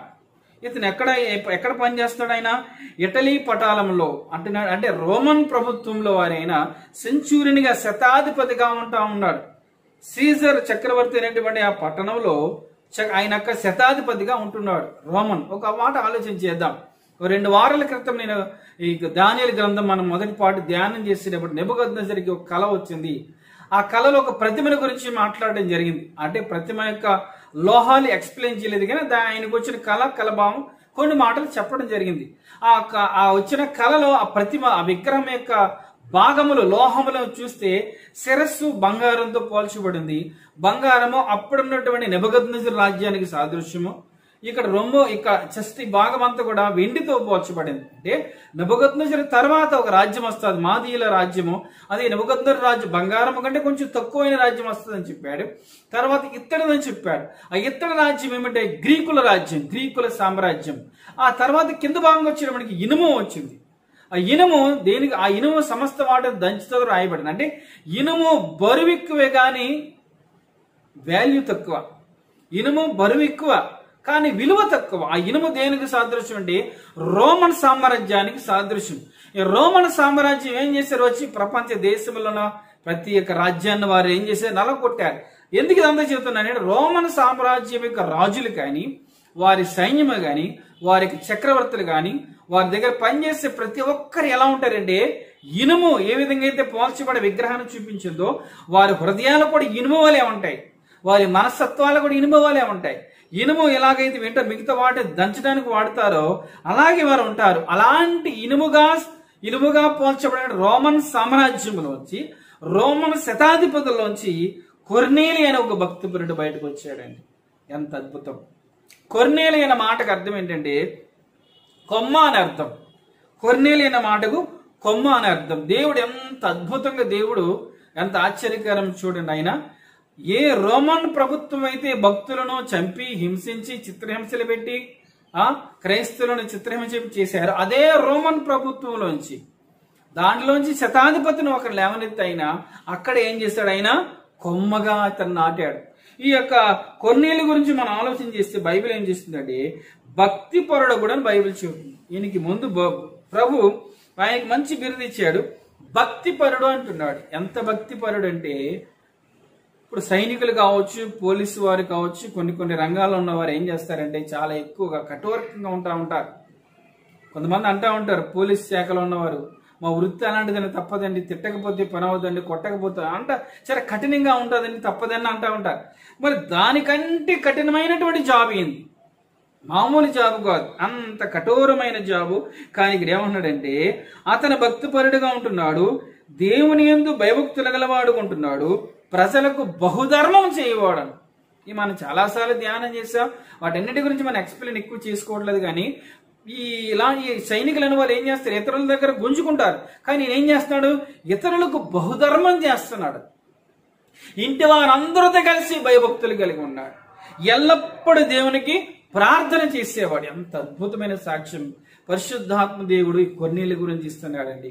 ఈ రోజున ప్రియమైన దేవుని సంగమా, ప్రియ సహోదరి సహోదరుడా, మనం ఆలోచన చేద్దాం. ఒకవేళ ఈ మాటలు వింటున్న మనం అలాంటి కఠోరమైన వ్యక్తి అంత కొమ్మగా కొన్నేలైన కొమ్మగా దేవుడు అక్కడ నాటినప్పుడు ఎంతో అద్భుత రీతిగా ఆయన వర్ధిల్లుతున్నాడు. ఆధ్యాత్మికంగా ప్రార్థనలో వర్ధిల్లాడు, భయభక్తులలో వర్ధిల్లాడు, ప్రజలకు ధర్మం చేయటంలో వర్ధిల్లాడు, భక్తిలో వర్ధిల్లి ఆ కొమ్మగా ఉన్న కొన్నేలు వృక్షం ఎలా మారుతున్నాడంటే మనం కిందకు వచ్చినట్లయితే ఒకానొక సమయం ముందు 3 గంటల వేళ ఆయన ఏం చేస్తున్నాడు? ఆయన ప్రార్థన చేసుకుంటున్నాడు. 4వ వచనం, అతడు దూత వైపు తేరు చూసి, పైకి 3 వచ్చి చదువుతాను. పగలించుమించు 3 గంటల వేళ దేవుని దూత అతని యొద్దకు వచ్చి కొర్నేలి అని పిలుచుట దర్శనమందు తేటగా అతనికి కనబడదు. అతడు దూత వైపు తేరు చూచి భయపడి, ప్రభువా ఏమని అడిగాను. అందుకు ఆ దూత, నీ ప్రార్థనలని ధర్మకార్యమును దేవుని సన్నిధికి జ్ఞాపకార్థముగా చేరినవి. ఇప్పుడు నీవు ఉపయోగ మనుషులను పంపి పేతురును మారుపేరు గల సీమోనును పిలిపించుము, అతను పలానా చోటున్నాడు అని చెప్తాడు. అంటే అతను రక్షణ పొందలేదు, ఇంకా రక్షణ పొందలేదు. పాత నిబంధన ప్రకారంగా ధర్మకార్యాలు చేస్తున్నాడు, భక్తి చేస్తున్నాడు, భయభక్తులు చేస్తున్నాడు, యేసుక్రీస్తు నామములో బాప్టిజం పొందలేదు, పరిశుద్ధ ఆత్మ యొక్క అభిషేకం తను ఏం పొందలేదు. అయినప్పటికీ తన ప్రార్థనలన్నీ పరలోక రాజ్యం చేర్చబడ్డాయంటే ఎంత ఆశ్చర్యం చూశారా? ఆయన ఎంత భక్తిగా లేకపోతే ఆయన ప్రార్థనలు దేవుని వద్దకు వెళ్ళేవి. ఆయన ఎంత మనస్ఫూర్తిగా ఇష్టపూర్వకంగా ధర్మం చేయకపోతే ఆయన ధర్మములన్నీ దేవుని వద్దకు చేరినవి. ఆయన ఎంత భయభక్తు కలిగి లేకపోతే ఇంటి వారందరూ కూడా భయభక్తులు కలిగి ఉన్నారు. ఈ రోజున మనం ఆలోచించేద్దాం, ఎంత భక్తి మనం కలిగి ఉన్నాం, దేవుని ఎడల మనం ఎంత భయము మనం కలిగి ఉన్నాం. మరి మన ఇంటి వారందరము కూడా భయభక్తులు కలిగి ఉంటున్నామా? మనం గృహాల్లో ఆలోచన చేస్తే తల్లిదండ్రులుంటే బిడ్డలు భయభక్తులు కలిగి ఉండలేకపోతారు, బిడ్డలుంటే తల్లిదండ్రులు భయభక్తులు లేక ఉండలేకపోతుంటారు. కొంతమంది విశ్వాసులు ఉంటారు, కొంతమంది అవిశ్వాసులు ఉంటారు ఒకే ఇంట్లో. ఆ పరిస్థితి చూసినప్పుడు చాలా బాధ అనిపిస్తూ ఉంటుంది. కానీ చక్కటి వాగ్దాన అపోస్తుల కార్యంలో ఆ యొక్క చెరసాల అధిపతితో అంటాడు కదా పౌలు గారు, నీవు ప్రభు అయిన యేసునందు విశ్వాసం ఉంచినప్పుడు నీవు నీ ఇంటి వారు రక్షించబడతారు. ఆ వాగ్దానం పెట్టి మనం ప్రార్థన చేసినప్పుడు ప్రభు రక్షణ కార్యం జరిగించేవాడు ఉంటున్నాడు. సరే, మన పాయింట్కి వద్దాం. ఇక్కడ ఎప్పుడైతే కొర్నేలికి దేవుని దూత ఆ మాట చెప్తుందో, ఆ కొర్నేలు ఏం చేస్తాడంటే తన దగ్గర కనిపెట్టుకున్న ఒక పనివాణిని, ఒక సైనికుడిని, అంటే భక్తిపరుడు సైనికుని పనివారిని ఎక్కడైతే పేతురు ఉన్నాడు అని చెప్పి వారికి చెప్పడం జరిగిందో అక్కడికి కొర్నేలి పంపిస్తాడు. పంపించినప్పుడు మన అక్కడ తెలుసు, పేతురు గారికి దేవుడు ఒక దర్శనం చూపిస్తాడు. కింద ఆహారం సిద్ధపరుస్తుండగా మెద్ది మీద ప్రార్థన చేసి దేవుడు ఒక దర్శనం చూపించినప్పుడు ఆ దర్శనంలో అన్ని కూడా తినకూడని అన్ని పదార్థాలు ఉన్నప్పుడు నీ తిన్న ప్రభావాన్ని మళ్ళీ పైకి వెళ్ళిపోవటం. ఈలోపు సైనికుడు ఆ పనివాడు వచ్చి పేతురు గారిని పిలిచి ఈ మాటలు చెప్పినప్పుడు మరుసటి రోజున బయలుదేరి పేతురు గారితో పాటు ఇంకొంతమంది తిరిగి వస్తారు. మనం ఆలోచించేద్దాం. ఇంకొంతమంది తిరిగి వచ్చేటప్పటికి అప్పటికి చూసినట్లయితే ఈ యొక్క కొర్నేలు ఇల్లంతా కూడా నిండిపోయింది ప్రజలతో. కొమ్మగా ఉన్న కొర్నేలు ఏం చేశాడంటే బంధువులను, రక్త సంబంధులను, స్నేహితులను, పొరుగు వారిని, తనకు తెలిసిన వారందరితో కూడా ఏం చేశాడు, ఇల్లంతా కూడా నింపేశాడండి. ఇల్లంతా వారు నింపేసేపటికి పేతురు గారు వచ్చారు అక్కడికి. ఇక్కడ అంటాడు, అక్కడ 33 వచ్చింది, వెంటనే నేను పిలిచి తిని నీ వచ్చినది మంచిది, ప్రభు నీకు ఆజ్ఞాపించినవన్నీ వినుటకు ఇప్పుడు మేమందరము దేవుని ఎదుట ఇక్కడ కూడి ఉన్నామని చెప్పాను. అందుకు పేతురు నోరు తెరిచిట్లనను, దేవుడు పక్షపాతి కాడిని నిజముగా గ్రహించి ఉన్నాను. ప్రతి జనములోనూ ఆయనకు భయపడి నీతిగా నడుచుకుని వానిని ఆయన అంగీకరించిన యేసుక్రీస్తు అందరికీ ప్రభు. ఆయన ద్వారా దేవుడు సమాధానకరమైన సువార్తను ప్రకటించి ఇశ్రాయేలులకు పంపిన వర్తమానమును మీరు ఎరుగుదురు కదా అని మొదలు పెట్టాడని సువార్త. కిందకు వచ్చిన తర్వాత అక్కడ ఎంతమంది అయితే కూడి ఉన్నారు వారందరి మీదకి పరిశుద్ధాత్మ దేవుడు దిగి వస్తాడు. పేతురుతో పాటు వచ్చిన సహోదరులు దిగినప్పుడు ఆ ఇంటిలో ఉన్న వారందరి మీద పరిశుద్ధాత్మ దేవుడు దిగినప్పుడు వారందరూ కూడా ప్రభు శక్తితో నింపబడతారు. కొన్ని రోజులు అక్కడ పేతురు ఉంటారు, అక్కడ వాళ్ళందరికీ కూడా బాప్టిజం ఇస్తాడు. ఆలోచన చేద్దాం, కొమ్మగా ఉన్నటువంటి కొర్నేలు ఏమైపోయాడంటే, దేవుడు నాటిన కొమ్మ ఏమైపోయిందంటే దేవుడు వృద్ధి పొందించిన వృక్షంలాగా మారిపోయాడు కొర్నేలు. ఈ రోజున మనం రక్షించబడి ఎన్ని సంవత్సరాలైంది, రక్షించబడి ఎన్ని రోజులు, ఎన్ని సంవత్సరాలైంది? మనం కొమ్మగానే ఉంటున్నామా? ఏమైనా మనం వృద్ధి పొంది వృక్షంలాగా మారుతున్నామా? ఈ కొర్నేలి ఆశ ఏంటంటే, నేను రక్షించబడ్డాను, నా బంధువులు రక్షించబడాలి, నా ప్రార్థనలో, నా ధర్మకార్యం ఇవన్నీ ఆయన పరలోకపు రుచి చూశాడు. ఆయన ప్రార్థనలో పరలోకపు రుచి చూశాడు, భయభక్తులలో పరలోకపు రుచి చూశాడు, భక్తులు ధర్మకార్యాల్లో దేవుని యొక్క పరలోకపు రుచి, పరిశుద్ధాత్మైన ఆనందం, దేవునికి స్పర్శ యొక్క శాంతిని ఆయన అన్ని చూశాడు. కాబట్టి పూర్తిగా ఆయన మారిపోయాడండి. ఆ సెంచురియన్ శతాధిపతి అయినప్పటికీ పూర్తిగా మారిపోయి మనస్ఫూర్తితో ఆ పాత నిబంధన రాయబడిన రీతిగా పూర్ణ హృదయం మీద, పూర్ణ మనస్సు, పూర్ణ వివేకముతో ప్రభువుని వెంబడించి ఆ ప్రభు వైపే చూస్తున్నాడు. తన చూసినటువంటి సైనికులు భక్తిగా మారిపోయారు, తన ఇంటి దగ్గర ఉన్న పనివారు భక్తిగా మారిపోయారు, తన ఇంటిలో ఉన్న కుటుంబం అంతా భక్తిగా మారిపోయారండి. ఈ రోజున మనల్ని చూసి లోకము భక్తిగా మారటానికి సిద్ధంగా ఉన్నారా? మన దగ్గర పని చేసేవారు మారటానికి సిద్ధంగా ఉన్నారా? మన దగ్గర పని చేసేవారు కావచ్చు, మనం ఎవరి దగ్గర పని చేస్తున్నామో మనము, మన పైన వారే కావచ్చు, మన చుట్టుపక్కల వారే కావచ్చు, మన భక్తిని చూసి, మన విశ్వాసాన్ని చూసి ఏమి రావాలి? వారు కూడా భక్తిలోకి రావాలి. యేసుప్రభు అందుకే అంటారు మత్తయి 5:5లో, మనుష్యుల మీ సత్క్రియలు చూసి పరలోకమందున తండ్రిని మహిమపరిచినట్లుగా వారి ఎదుట మీ వెలుగు ప్రకాశింపనేయండి అనే మాట అంటా ఉంటున్నాడు. ఈ రోజున మనల్ని కూడా లూకాసు సువార్త 13వ అధ్యాయం 6 నుంచి 9 వరకు చూస్తే, ద్రాక్ష తోట అనే సంఘములు లేదా ద్రాక్ష తోట అనే లోకములు సంఘం అనేటువంటి ఆయన అంజూరపు చెట్టు ఆయన నాటాడు. అంజూరపు చెట్టుని మనల్ని ఒక ద్రాక్ష తోటలో, సంఘం అనే ద్రాక్ష తోటలు లేదా లోకం అనే ద్రాక్ష తోటలో అంజూరపు చెట్టుని మనల్ని నాటాడు. ఒక కొమ్మగా నాటాడు. కొమ్మగా నాటబడిన మనం వృక్షముగా ఎదిగి 30 60 100 ఫలించాలని తండ్రి ఎదురు చూస్తూ ఉన్నాడు. ఈ రోజు కాకపోతే రేపు ఫలిస్తామని ఆయన ఎదురు చూస్తూ ఉంటున్నాడు. ఫలించకపోగా మన ఇర్మియా గ్రంథంలో చూస్తే ఏమంటాడంటే, ఆ ఫలముల కొరకు ఎదురు చూసేటప్పటికీ కారు ద్రాక్షలు వచ్చింది, కారు బాగా చేదైన ద్రాక్ష వచ్చిందని దేవుడు చాలా బాధపడతా ఉంటాడు. అంటే మన యొక్క భక్తి జీవితము దేవుడు రుచించినప్పుడు మనం చేదుగా ఉంటున్నామా, రుచిగా ఉంటున్నామా? మన విశ్వాస జీవితాన్ని, మన ప్రార్థనా జీవితాన్ని, మన యొక్క దేవునికి మహిమకరమైన మన జీవితం లేదా మన యొక్క విశ్వాస యాత్రలో కొనసాగుతున్నప్పుడు దేవుడికి మనం చేదుని ఇస్తున్నామా, రుచి అయినటువంటి జీవితాన్ని ఇస్తున్నామనేది ప్రశ్న వేసుకోవాల్సిన వారంగా ఉంటున్నామని బైబిల్ చెబుతున్నాడు. అందుకనే మారు మనస్సుకు తగిన ఫలములు ఫలించాలని బాప్తిస్మిచ్చి యోహాను గారు మత్తయి సువార్త 3వ అధ్యాయం 10వ వచనంలో సెలవిస్తున్నాడు. ఏమన్నాడంటే, ఇప్పుడే గొడ్డలి చెట్ల వేరున ఉంచబడి ఉంది, ఫలింపని ప్రతి తీగనే, ప్రతి యొక్క చెట్టుని ఏం చేస్తాడంటే ఆయన నరుకుతాడు. ప్రియమైన సంఘమా, దేవుడు మనల్ని నరికే దేవుడు కాదండి, మనల్ని అంటుకట్టే దేవుడు, మనల్ని నాటే దేవుడు. ఎందుకు ఆ మాట యోహాను గారు చెబుతున్నారంటే, అక్కడ పరిశీలి శాస్త్రులు అందరూ కూడా బాప్టిసం పొందడానికి వచ్చారు.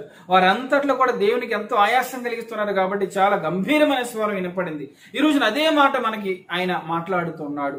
ఆయన మనల్ని నరకటం అంటే ఈ భూమి మీద మనం త్రొంచక ముందే, ఆ ప్రదేశం ఎందుకు వ్యర్థం, అక్కడి నుంచి మనం పెరిగివేయక ముందే మన వేరులో క్రీస్తులో నాటుకుపోయి ఉండాలి. క్రీస్తులో నాటుకుని ఆ వెడల్పులో, ఎత్తు, లోతు, ఆయన ప్రేమలో ఎదిగి బాగా వృద్ధి చెందాలని చెప్పి దేవుని వాక్యం సెలవిస్తా ఉంది.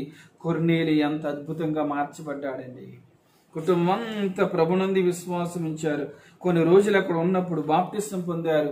అద్భుతమైన జీవితం జీవించి ప్రభుకు మహిమ తెచ్చిన వాడిగా ఉంటున్నాడు. ఆయన నాటిన కొమ్మ, కొర్నేలైన కొమ్మ వృక్షంగా మారింది. అనేకులు అక్కడ రక్షించబడ్డారు. ఇంకొక మాట మనం గమనం చేసినట్లయితే, మనం చాలాసార్లు మనం ధ్యానం చేస్తూ వచ్చాం, ఆయన గురించి మనకు బాగా తెలుసు. ఆదికాండము 40వ అధ్యాయంలో ఒక యవనస్తుడు ఉన్నాడు. ఆదికాండము 40వ అధ్యాయంలో ఒక యవనస్తుడు ఉన్నాడు. ఆయన పేరు యోసేపు. మనందరూ కూడా యోసేపు బాగా తెలుసు. లేదా 37వ అధ్యాయంలో మనం గమనం చేసినట్లయితే, యోసేపుకి 17 సంవత్సరాలు ఉన్నప్పుడు యోసేపును ఏం చేస్తారు, అక్కడ అన్నలు అమ్మి వేసినట్టుగా మనం చూస్తూ ఉంటున్నాం. ఆ యోసేపుని అమ్మి వేసినప్పుడు యోసేపు చాలా బాధపడి ఉంటాడు. యోసేపు అనే పేరుకి అర్థం ఏంటండి, ఫలించడి కొమ్మ అని అర్థం. ఫలించడి కొమ్మ అని అర్థం. నేను ధ్యానం చేస్తున్నప్పుడు దేవుడు ఒక చక్కటి ఒక దృశ్యాన్ని నాకు చూపించాడు. ఏమని చూపించాడంటే, దేవుడంట ఒక చెట్టులోంచి, ఒక వృక్షముగా ఉన్న ఒక చెట్టులోంచి ఒక కొమ్మను ఆయన విరిస్తాడు. విరిచి ఆ చెట్టు నుంచి వేరు చేస్తాడు. వేరు చేసేటప్పుడు ఆ కొమ్మ కంటే చాలా బాధ అనిపిస్తారు.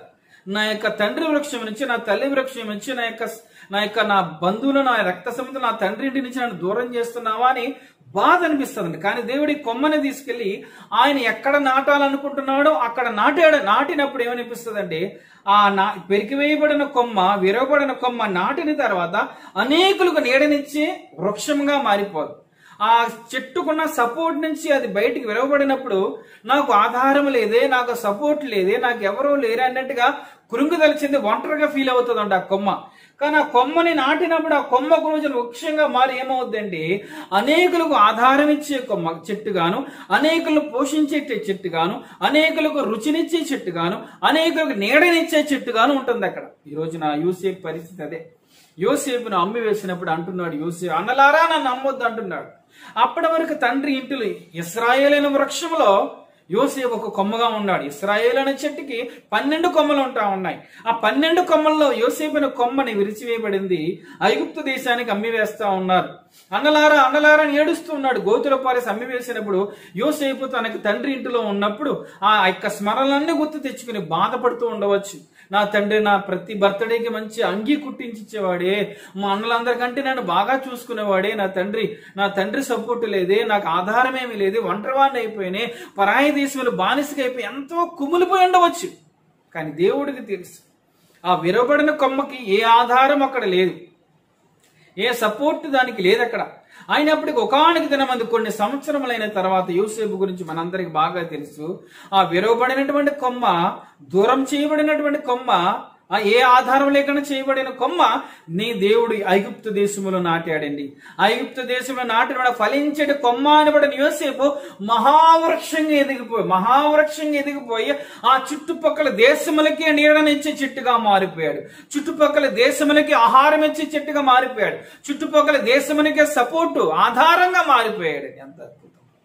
దేవుడిని ప్రార్థనలో ప్రార్థిస్తున్నప్పుడు ప్రభు ఈ మాట బయలుపరిచినప్పుడు ఎంతో సంతోషం అనిపించింది.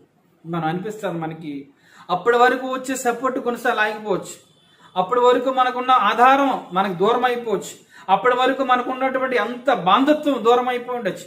మనం కొన్నిసార్లు మళ్ళీ ఒంటరిగా పెట్టినట్టుగా పెడతాడు. అందుకే మనం చదివినటువంటి ఇందాక యెషయా గ్రంథంలో ఒక అద్భుతమైన మాట అక్కడ ఉంటుంది. 60వ అధ్యాయం 22వ వచనంలో, వారిలో ఒంటరి అయిన వాడు 1000 మంది ఎగురు, ఎన్నికలైన వాడు బలమైన జనమగను. ఒంటరి అయిన వాడు, ఒంటరిగా యోసేపు వెళ్ళాడు. దేవుడు నాటిన కొమ్మగా అక్కడ ఉన్నాడు. 1000 మంది కాదు, తిరిగి వచ్చినప్పుడు ఎంతమంది వచ్చారు? కొన్ని లక్షల మంది తిరిగి వచ్చారండి. ఈ రోజున మన జీవితాల్లో కూడా నీకు ఉద్యోగం అనే ఆధారం లేదేమో, ఒకవేళ వ్యాపారం అనే ఒక ఆధారం నీకు తగ్గిపోయిందేమో, పని అనే ఆధారం తగ్గిపోయిందేమో, ఇప్పటి వరకు నీకున్నటువంటి ఆధారం, ఇప్పటి వరకు నీకున్నటువంటి పోషణ, ఇప్పటి వరకు నీకున్నటువంటి అన్ని కూడా దూరం అయి ఉండొచ్చు. నువ్వు ఒంటరిగా ఫీల్ అవుతుండవచ్చు. నేను ఎలా పోషించబడాలి, ఎలా బ్రతకాలి, ఎలా ఉండాలి అనుకుంటుంటున్నావేమో. కానీ బైబిల్ అంటుంది ఇక్కడ, ఒకానొక రోజున నిన్ను తీసుకెళ్లి ఆయన నాటుతాడు. నీవే అనేకులకు ఆధారంగాను, నీవే అనేకులకు అప్పిచ్చేవాడు గాను, నీవే అనేకులు పోషించేవాడు గాను, నీవే అనేకులకు నీడనిచ్చేవాడు గాను, నీవే అనేకులకు ఆదుకునేవాడికి దేవుడు చేస్తాడండి. అంత గొప్ప దేవుడు మన దేవుడు. ఆహారమే లేని, వస్త్రములే లేని యోసేపు ఐగుప్తు సింహాసనం మీద కూర్చున్నప్పుడు ఏమైపోయాడు? అయ్యా, ఐగుప్తు ప్రజలందరూ వచ్చేమన్నారు, యోసేపు గారు మా భూములన్నీ తీసుకొని మాకు ఆహారం ఇవ్వండి, మా పశువులన్నీ తీసుకొని మాకు ఆహారం ఇవ్వండి. యోసేపు ఎంత అద్భుతంగా పరిపాలిస్తున్నాడు. అవన్నీ ఫరో తన కొరకు కొనుక్కోలేదు, ఫరో కొరకు కొని వారికి ఆహారం ఇచ్చాడు. చుట్టుపక్కల రాజ్యముల నుంచి అనేక మంది ప్రజలు వచ్చారు. ఆ చుట్టుపక్కల రాజ్యములన్నీ భూములు కావచ్చు, అవన్నీ కూడా ఫరో కొరకు కొని వారికి ఆహారం. యోసేపు కనుక కలభావం చెప్పకపోతే ఐగుప్తు దేశంలో కరువు వచ్చిన వీరు కూడా చచ్చిపోను. కానీ దేవుడు ఫలించడి కొమ్మగా, ఫలించడి మహావృక్షముగా ఐగుప్తులో నాటబోతున్నాడు. కాబట్టి దేవుడికి ఆ ప్రణాళిక తెలుసు. కాబట్టి యోసేపుని ఇశ్రాయేలు వృక్షం నుంచి విరిచి తీసుకెళ్లాడు. ఈ రోజున నిన్ను ఏ వృక్షం నుంచి విరిస్తాడో, ఒక రోజున దేవుడు నిన్ను ఎక్కడ నాటుతాడో మనం చెప్పలేం. ఆయన నాటిన కొమ్మగా నీవు ఉన్నావంటే ఎంత అద్భుతం! నీకు నీవు నాటుకోవద్దు, ఆయన నాటే వారికి ఎదురు చూడు. ఎక్కడ నువ్వైతే అంటుకట్టుబడి ఉన్నావో, ఎక్కడైతే అంటుకట్టుబడి ఉన్నావో ఆ ప్రదేశంలో ఆయన వైపు చూస్తూ ఆయన ఇచ్చే సారవంతమైన దీవెనలు పొందుకుంటూ ఆయనలో ఆనందిస్తుండు. ఒకవేళ ఆయన నేను అక్కడి నుంచి విరిచాడా, ఓకే నాయన నీ చిత్తం అని తలొక్కినప్పుడు విరవబడిన నీవు ఎక్కడ నాటబడితే అక్కడ నేను వృక్షంగా చేసి యోసేపు వల్ల హెచ్చించేవాడుగా, యోసేపు వల్ల అభివృద్ధి పొందించేవాడుగా అని చెప్తాడని బైబిల్ ఇక్కడ సెలవిస్తా ఉంటుంది. దేవుని సంగమా, పార్న్ స్వాలో అనే ఒక చిన్న పక్షి ఉంటుందండి. ఆ చిన్న పక్షి అర్జెంటీనా నుండి ఫిబ్రవరి మాసంలో బయలుదేరుతుంది తన జాతిని ఉత్పత్తి చేసుకోవడానికి. పార్న్ స్వాలో అనే పక్షి, చిన్న పక్షి, అర్జెంటీనా నుండి ఫిబ్రవరి మాసంలో బయలుదేరి 8,300 కిలోమీటర్లు ప్రయాణం చేసి మార్చి ఆఖరి దినముల కల్లా కాలిఫోర్నియా చేరుకుంటాయి. ఆ పక్షులు కాలిఫోర్నియాలో చేరుకుని అక్కడ ఒక చర్చిలో నివాసం ఏర్పరచుకుంటాయి. ఆ చర్చిలో నివాసం ఏర్పరచుకుని అక్టోబర్లో తిరిగి మరలా అర్జెంటీనాకి బయలుదేరి వెళ్ళిపోతాయి. అప్పటికి పిల్లలు పడతాయి, గుడ్లు పెట్టి పిల్లలు పట్టి ఆ పిల్లలు పెద్దగా అయిన తర్వాత వెళ్ళిపోతాయి. మనం గమనం చేస్తే 8,003 కిలోమీటర్లు ఏమో అర్జెంటీనా నుండి ఇక కాలిఫోర్నియాకి 8,003 కిలోమీటర్లు, మన కాలిఫోర్నియా నుండి అర్జెంటీనాకి 8,300 కిలోమీటర్లు. ఇది ఆ పక్షులు ప్రయాణం చేసే మార్గం అంతా కూడా భూమి అనేది కనిపించింది, అంతా సముద్రమే కనిపిస్తుంది. కానీ ఎలా దాటిదామంటే ఒక చిన్న పుల్ల మొక్క తీసుకుని, ప్రతి పక్షి కూడా చిన్న సన్నటి పుల్ల మొక్క తీసుకుని నోటి కరిసి పెట్టుకుని అవి ప్రయాణం చేస్తాయి. ప్రయాణం చేసినప్పుడు వాటికి అలసట అనిపించినప్పుడు సముద్రం మీద ఎక్కడైతే చక్కగా సమాంతరంగా ఉన్న నీటిపైన పుల్ల మొక్కనేసి ఆ పుల్ల పైన కొంచెంసేపు సేద తీర్చుకుంటాయి. వాటికి ఏమైనా ఆహారం కావాలంటే దానికి దొరికిన ఆహారం తిని మరలా పుల్లను నోటితో కలిసి పెట్టుకుని మరలా ప్రయాణం చేస్తాయి. ప్రయాణం చేసి అలా 8,300 కిలోమీటర్లు ప్రయాణం చేసి కాలిఫోర్నియాలో చర్చిలో నివాసం కల్పించుకుని పిల్లలు పెట్టిన తర్వాత అవి కొంచెం పెద్ద అయిన తర్వాత అవన్నీ తిరిగి మళ్ళీ బయలుదేరి ఎక్కడికి వెళ్ళిపోతాయి, అర్జెంటీనాకి వెళ్ళిపోతాయి. దీన్ని బట్టి నేను ఈ స్టోరీ విన్నప్పుడు ఎంత ఆశ్చర్యం అనిపించిందంటే, ఒక చిన్న పక్షికే అన్ని సముద్రాలు దాటే జ్ఞానము, సముద్రాలు ఈదడానికి ధైర్యము, ఆ సముద్రాలు ఈదేటప్పుడు ఏ సపోర్ట్ లేదు, చిన్న పుల్ల మొక్క సపోర్ట్. దేవుడు సృష్టించిన పక్షులను వాటి మీదే వాటికి అంత నమ్మకం ఉందండి. ఒకసారి ఆలోచించేద్దాం. విమానం మీద ప్రయాణం చేసేటప్పుడు భయం పట్టుకుంటుంది, దానికి కావాల్సిన మనం సెక్యూరిటీ అన్ని పెట్టుకొని ఉంటాం. ఈ పక్షులు చిన్న పక్షులండి, చిన్న పక్షులు అన్ని వేల కిలోమీటర్లు ప్రయాణం చేసి చిన్న పుల్ల మొక్కను పట్టుకుని ప్రయాణం చేస్తున్నాయంటే దేవుడు వాటికి ఎంత ఆధారం, ఎంత జ్ఞానం ఇచ్చేది చూశారు. వాటి మీద వాటికున్న నమ్మకం, అది వాటి మీద వాటికున్న నమ్మకం బట్టి అంత ప్రయాణం చేసే ప్రాణాలను కాపాడుకొని వాటి యొక్క జాతిని ఉత్పత్తి చేసుకుని మరలా వాటి స్వదేశాన్ని తిరిగి వెళ్ళిపోతున్నాయి. ఈ రోజున మనం యేసుప్రభు అప్పుడే చెప్పారు, మీరు ఆకాశ పక్షులను చూడండి. నేను ఊరికి చెప్పలేదు ఆయన, ఆకాశ పక్షులు, ఈ పక్షిని చూస్తే ఆశ్చర్యమే, గుండె బద్దలైపోతుంది. వాటికంటే మనం శ్రేష్ఠులము. దేవుడు మనకి పీల్చే గాలి, త్రాగి నీరు, తీసుకునే ఆహారం, బట్టలు అన్ని ఇస్తున్నాడు. అయినా మనం బెదిరిపోతూ ఉంటాం. రేపటి రోజున ఎలా గడుస్తుంది, రేపటి రోజున బిడ్డల భవిష్యత్తు ఏంటి, రేపటి రోజున కుటుంబం ఏంటంటే రేపు జరగబోయేది ఎప్పుడో దాన్ని బట్టే ఇప్పుడు మనం గుండె బద్దలపోయినట్టుగా మనం ప్రవర్తిస్తూ ఉంటాం. కానీ దేవుడి రోజున మనకు అంటున్నాడండి, ఆయన అంటున్నాడు, నేను నీకు ఆధారం కాదా, నేను నీకు తండ్రిని కాదా, నేను నీకు రక్షకుడిని కాదా, నాటేవాడు నేను పోషించిన, నాటేవాడు నీకు నీళ్ళు ఇవ్వనా, నాటేవాడు నీకు గాలి ఇవ్వనా, నాటేవాడు నీకు భోగభోగులు చూసుకొని అంటున్నాడండి. ఈ రోజున చాలాసార్లు మనం ఇతరులను చూసి వారి పరిస్థితి బాగుంది, నా పరిస్థితి ఏమీ బాగోలేదు, వారికి అన్నీ ఉన్నాయి, బాగానే మాట్లాడతారు, నాకేమీ లేదు అనుకుంటామండి. దేవుడు మనల్ని పుట్టించింది, రక్షించింది ఏమీ లేని వారిగానే తల్లి గర్భమందు వచ్చాం. అంత భక్తుడని యోబు అంటున్నాడు, ఏమి నేను తల్లి గర్భమందు దిగంబరిగా వచ్చాను, దిగంబరిగా వెళ్ళిపోతాను అంటున్నాడు. మహా గ్రేట్ అలెగ్జాండర్ అంటున్నాడు, దిగంబరిగా వచ్చాను, ఒట్టి చేతులు వెళ్ళిపోతున్నాను అన్నాడు. కానీ మనం పరలోకానికి తీసుకెళ్లవలసింది దేవునిలో క్రియలు, భక్తి జీవితం, విశ్వాస జీవితం. ఈ రోజున యోసేపు గురించి మనం ఆలోచన చేస్తే ఐగుప్తు దేశం అంతటి మీద ఏలికగా ఉండి ఏం చేస్తున్నాడు, ఆయన రాజ్య పరిపాలన చేస్తున్నాడు. మనకు తెలిసి ఆదికాండం 40వ అధ్యాయం జప్నత్తిహాను పేరు పెడతాడు ఫరో, అసనతినిచ్చి పెళ్లి చేస్తాడు, ఐగుప్తు దేశం అంతా సంచారం చేపిస్తాడు. ఐగుప్తు దేశానికి ప్రధాని మంత్రి అయ్యి కొన్ని లక్షల మందిని రక్షిస్తాడు. 70 మంది తండ్రింటి వారిని నడిపించుకుంటాడు. 400 సంవత్సరాలు అయిన తర్వాత కొన్ని లక్షల మందిగా బయలుదేరి బయటకు వెళ్తారండి. రోజున ఆలోచించారు, దేవుడు నాటిన కొమ్మ కొర్నేలి వృక్షంగా మారాడు. దేవుడు నాటిన కొమ్మ యోసేపు ఆధారం నిలవాడుగా అయిపోయి అనేకులకు ఆధారంగా మారాడు. ఈ రోజున దేవుడు నిన్ను నాటినట్లయితే నిన్ను వారిలో ఒంటరైన వాడు 1000 మంది అంటున్నాడు. అంత అద్భుతంగా మనల్ని పోషిస్తాడు, బలపరుస్తాడు, వృద్ధి పొందించేవాడు ఉంటున్నాడు. కాబట్టి మనం విశ్వాసముతో, నిరీక్షణతో అధైర్యపడకుండా బెదరక ఏం చేయాలి, మనం ఆయన ఇచ్చి వాగ్దానమును కనిపెట్టాలి. వాగ్దానమును కనిపెట్టి వాగ్దానం చేసిన వాడు, నమ్మదగిన వాడు నేర్చి మన విశ్వాసంతో ఆయన మేము చూస్తే అద్భుతాలు చేస్తాడు. ఆయన నాటిన కొమ్మ అండి. మనం నిన్ను ఎక్కడ నాటాడు, ఇందిరానగర్లో నాటాడా, కృష్ణానగర్లో నాటాడా, ఏ నగర్లో నేను నాటాడు, ఏ ప్రాంతంలో నేను నాటాడు, ఎక్కడ నాటినా అక్కడ నువ్వు నేను ఏం చేయాలి అంటే నేను చెప్పేది 2 ప్రాంతాల్లో కావచ్చు, అది ఏ ప్రాంతమైనా కావచ్చు, ఎక్కడ నాటితే అక్కడ మనం వృక్షంగా మారాలండి. ఎక్కడ నాటితే అక్కడ మనం వృక్షంగా మారాలని ఆయన ఆశపడుతున్నాడు. వేరే ఊరే కావచ్చు, వేరే రాష్ట్రమే కావచ్చు, వేరే దేశమే కావచ్చు, నువ్వు ఎక్కడున్నా దేవుడు నన్ను అక్కడ నాటాడు అంటే ఫలభరితమైన చెట్టుగా మారాలని, ఫలించిన కొమ్మ కాస్త ఫలించిన వృక్షంగా మారాలని ఆశపడుతున్నాడు. ప్రియమైన సంగమా, ఆలోచించేది ఎలా ఉంటుంది? యేసుక్రీస్తు ప్రభువారు అందుకే కదా మనం ఫలించాలని కదా ఆయన మరొకరకు యెషయా 50 వ్రాయబడిన రీతిగా ఎండిన భూమిలో మొలిచిన మొక్క వలె లేత మొక్క వలె ఆయన పెరిగాడండి. ఆయన జీవం పెరిగివేయబడింది. నీ కొరకు నా కొరకు రక్తము చిందించి తన ప్రాణాన్ని పెట్టి 3వ రోజున తిరిగి లేచాడు. ఎందుకు తెలుసా? మనం వృక్షంగా మారాలని. ఆ వృక్షమైన మనకి, ఆ కొమ్మమైన మనకి తన జీవాన్ని పోసి వృద్ధి పొందిస్తున్నాడు. ఎంత గొప్ప భాగ్యం! ఆలోచించేద్దాం, ముందుకెళ్దాం. దాంట్లోని 2 భాగాలు ఏమంటున్నాడు ఆయన చేసినటువంటి పని. ఆయన నాటిన కొమ్మగా కొర్నేలి ఉన్నాడు, వృక్షముగా మారాడు. ఆయన నాటిన కొమ్మగా యోసేపు ఉన్నాడు, వృక్షంగా మారాడు. అలాగే ఆయన రెండవదిగా ఆయన చేసిన పని. ఆయన చేసిన పని 2వ పాయింట్.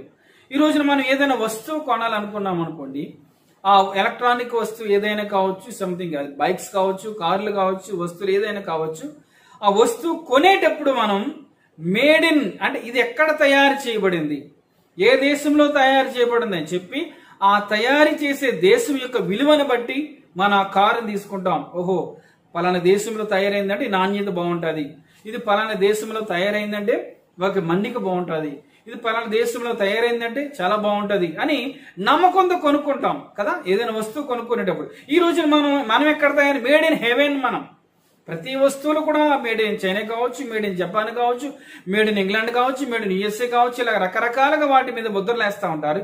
ఈరోజు మన మీద ఏం ముద్ర? Made in haven. మనం ఎక్కడ తయారు చేయబడ్డాం? 139వ కీర్తనలో భక్తుడు అంటాడు అక్కడ, నీవు నా తల్లి గర్భమందు నాకు ఏం చేసావు? నీ చేతులే కదా నాకు అవయవ నిర్మాణం కలిగేసావు.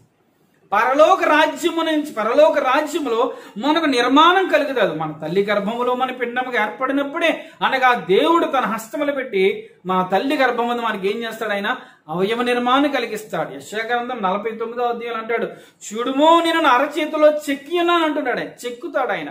ఎవరి ముక్కు ఎలా ఉండాలి, ఎవరి చెవులు ఎలా ఉండాలి, ఎవరి కన్నులు ఎలా ఉండాలో, ఎవరికి షేప్ ఎలా ఉండాలి, ఎంత పొడుగు ఉండాలి, ఎంత ఎలా ఉండాలి అన్ని కూడా దేవుడు మనల్ని ఏం చేస్తాడు? ఆయన చెక్కుతాడు. ఆయన చేతి పని మనం, ఆయన చేతి పని మేడ్ ఇన్ హెవెన్.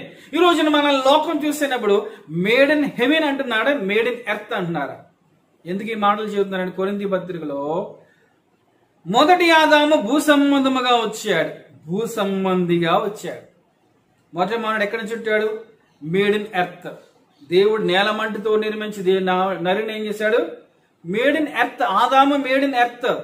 భూమిలో నుంచి మట్టి తీసి దేవుడు ఏం చేశాడు? ఆదాముని నిర్మించాడు. మేడ్ ఇన్ ఎర్త్ పాడైపోయాడు. మేడ్ ఇన్ హెవెన్, పరలోకం నుంచి పరసంబంధం అంటే ఆ కడపటి ఆదాముని యేసు ప్రభువు పైనుండి వచ్చాడు. అందుకని కొరింథీ పత్రికలో కాగా ఎవడైనా క్రీస్తునందున ఎడల వాడు నూతన సృష్టి. ఈ మేడ్ ఇన్ ఎర్త్ కాస్త ఎర్త్కే వెళ్ళిపోవడానికి అంతగా అంటాడు కదా ఆదాము, నువ్వు మంటి నుండి వచ్చావు కాబట్టి నీవు మంటలోనే చేరిపోతావు, ఎక్కడి నుంచి వచ్చావు అక్కడికి వెళ్ళిపోతావు అంటున్నాడు. ఈ రోజున క్రీస్తులో ఆయనలో మారు మనసు పొందినట్లయితే, యేసుక్రీస్తు రక్తములో కడగబడి, యేసు ప్రభు నామములో రక్షించబడి, ఆయన రక్షకుడుగా ప్రభువుగా అంగీకరించబడినట్లయితే, నువ్వు నూతన సృష్టిగా మారినట్లయితే మేడ్ ఇన్ హెవెన్, పరలోక సంబంధివి. అందుకనే కొలస్సే 3:1 అంటాడు, మీరు క్రీస్తు కూడా లేపబడిన వారైతే పైనున్న మాటనే వెతకండి. ఈ రోజున ఆయన చేతి పని ఎవరు? మనం మేడ్ ఇన్ ఎర్త్ గా మొదటి ఆదాముగా ఉంటున్నామా? మేడ్ ఇన్ హెవెన్ పరసంబంధమైనటువంటి బిడ్డలుగా మనం ఉంటున్నామా? లోకం మనల్ని చూసేటప్పుడు ఏమంటున్నారు? ఆలోచించేద్దాం. పౌలు గారు మేడ్ ఇన్ ఎర్త్ గా ఉన్నప్పుడు దూషకుడు గాని, హింసకుడు గాని, హానికరుడుగా ఉండి, పాపులలో ప్రధానుడిగా ఉండి చిత్రహింసలు పెట్టాడు. భూ సంబంధం నుంచి వచ్చాడు కాబట్టి క్రోధము, కక్ష, ఈర్ష, ద్వేషము వీటన్నిటితో రగిలిపోయి క్రైస్తవుల్ని హింసించి చంపేసిన వాడుగా మారిపోయాడు. ఎప్పుడైతే యేసుక్రీస్తు ప్రభుని సొంత రక్షకుడుగా అంగీకరించాడో, ఎప్పుడైతే పౌలు గారు మారు మనసు పొందారో, మేడ్ ఇన్ హెవెన్ గా మారిపోయాడు. పరలోకపు సంబంధిగా మారిపోయి కొట్టిన వారిని తిరిగి కొట్టట్లేదు, దూషించిన వారిని తిరిగి దూషించట్లేదు. ఆయన జీవితాన్ని చూసిన వారు ఆశ్చర్యపోతున్నారు. ఇది మొన్నటి వరకు చంపాడు కదా, మొన్నటి వరకు హింసించాడు, ఎలా మారిపోయాడు ఏంటి కారణం? అతను యేసు ప్రభు చేతుల్లోకి వెళ్ళిపోయాడు. అనగా దేవుని చేతుల్లోకి వెళ్ళిపోయాడు. మనం కూడా దేవుని చేతుల్లోకి వెళ్ళినట్లయితే ఆయన చేతి పనిగా మనల్ని చేసుకుంటాడండి. ఈ అపోస్తలుడైన పౌలు గారిని సౌలుగా ఉన్నప్పుడు మరలా తన చేతిలో తీసుకుని నూతన సృష్టిగా మారాడు. కాబట్టి ఆ మాటలు మనకు రాస్తున్నాడు. కాగా ఎవడైనా క్రీస్తునందున్న వాడు నూతన సృష్టి అనే మాట వాడుతూ ఉంటున్నాడు. ప్రియమైన సహోదరి సహోదరుడా, ఆలోచన చేద్దాం. ఏ విధంగా మన భూమి మీద మనం జీవిస్తున్నాం? మనల్ని చూసిన వారు భూ సంబంధమైన మనిషిరా వీడు, శరీర సంబంధమైన మనిషిరా వీడి బుద్ధులు ఇలాంటివేరా, వీడి మనసు ఇలాంటిదేరా, వీడు ఎప్పుడు చూసిన ఎలాంటి కోరికలు ఉంటాయి, ఎప్పుడు చూసిన ఎలాంటి ఆశలు ఉంటాయి, ఎప్పుడు చూసిన ఎలాంటి స్వార్థమే, అలాంటి పదాలు మనల్ని చూసి అంటున్నట్లయితే మనం మేడుని ఎత్తగానే ఉంటున్నాం. లేదా ఇతను ఎప్పుడు చూసినా ప్రార్థన అంటుంటాడు, ఇతను ఎప్పుడు చూసినా దేవుడి గురించి మాట్లాడతాడు, ఇతను ఎప్పుడు చూసినా పరలోకం గురించి మాట్లాడుతూ ఉంటాడు, ఇతను ఎప్పుడు చూసినా బైబిల్ గురించి మాట్లాడుతూ ఉంటాడు. ఇతని జీవితము ఆయన 5వ సువార్తగా ఉంటుంది, ఇతని జీవితము ఒక పత్రికగా ఉంటుంది, ఇతని జీవితం యేసు ప్రభువు వలె జీవిస్తున్నాడు అని లోకం మన గురించి చెప్తున్నట్లయితే మేడని హెవీగా అనగా మనల్ని దేవుడు చేసిన పనిగా ఉంటాం. అందుకని యెషయా గ్రంథంలో అంటారు, ప్రభువా మేమందరము ఆకువేలే వాడిపోయాం, మా నీతి క్రియలన్నీ మీ దృష్టికి మురుగు కొట్టేల వాళ్ళు అయిపోయినాయి. నాయన నీవే మాకు తండ్రివి, నీవు కుమ్మరి వాడి మేము జిగటమున్ను అంటున్నాడు. అంటే మేము చెడిపోయాం ప్రభా, నువ్వు మరలా మమ్మల్ని పిసికి సారిపైన ఒక మంచి పాత్రగా మమ్మల్ని చేయి ప్రభా. కుమ్మరి వాడి విధంగా పాత్ర చేస్తాడు నాయన, నువ్వు పరమ కుమ్మరివి నాయన. పాడైపోయిన మమ్మల్ని నీకు చేతి పనిగా ఒక మంచి పాత్రగా చేసుకో ప్రభు అని ప్రార్థన చేస్తుంటారు అక్కడ ఎవరు? ఇశ్రాయేలు ప్రజలు. ఈ రోజున మన జీవితాల్లో కూడా మనం కూడా ఒకవేళ పాడైపోయినట్లయితే, మనుషులు మనల్ని చూసి ప్రభు నామాన్ని దూషిస్తున్నట్లయితే, మనుషులు మనల్ని చూసి తిట్టుకున్నట్లయితే, మనుషులు మనల్ని చూసి ప్రభుని కించపరుస్తున్నట్లయితే మన యొక్క జీవితం ఒకవేళ మన అంతరంగం మన సాక్ష్యం ఇచ్చేస్తుందండి. దేవుడు ప్రతి ఒక్కరికి లోపల కూడా పెట్టాడు ఒక ఏంటది మనస్సాక్షి. నీ మనస్సాక్షి నీకు చెప్పేస్తుంది నువ్వు ఎలా ఉన్నావో, నువ్వు పర్ఫెక్ట్గా ఉన్నావా, మేడ్ ఇన్ ఎర్త్ గా ఉన్నావో, మేడ్ ఇన్ హెవెన్ గా ఉన్నావో చెప్పేది ఏంటో తెలుసా? మన మనస్సాక్షి చెప్పేస్తుంది. ఒకవేళ పైకి భక్తిగా మనం నటించినా, పైకి చాలా భక్తిపరుడుగా మనం యాక్షన్ చేసినా, మా అంతరంగంలో దేవుడు ఒక మనస్సాక్షిని. అందుకే పౌలు గారు అంటారు, నేటి వరకు నేను మంచి మనస్సాక్షి కలిగి ఉన్నాను అంటున్నాడు పౌలు గారు. అలాగే ఈరోజు మన జీవితంలో మనల్ని మనం మోసం చేసుకోవద్దు. ఆయన కరుణాహస్తములకు వెళ్ళిపోదాం.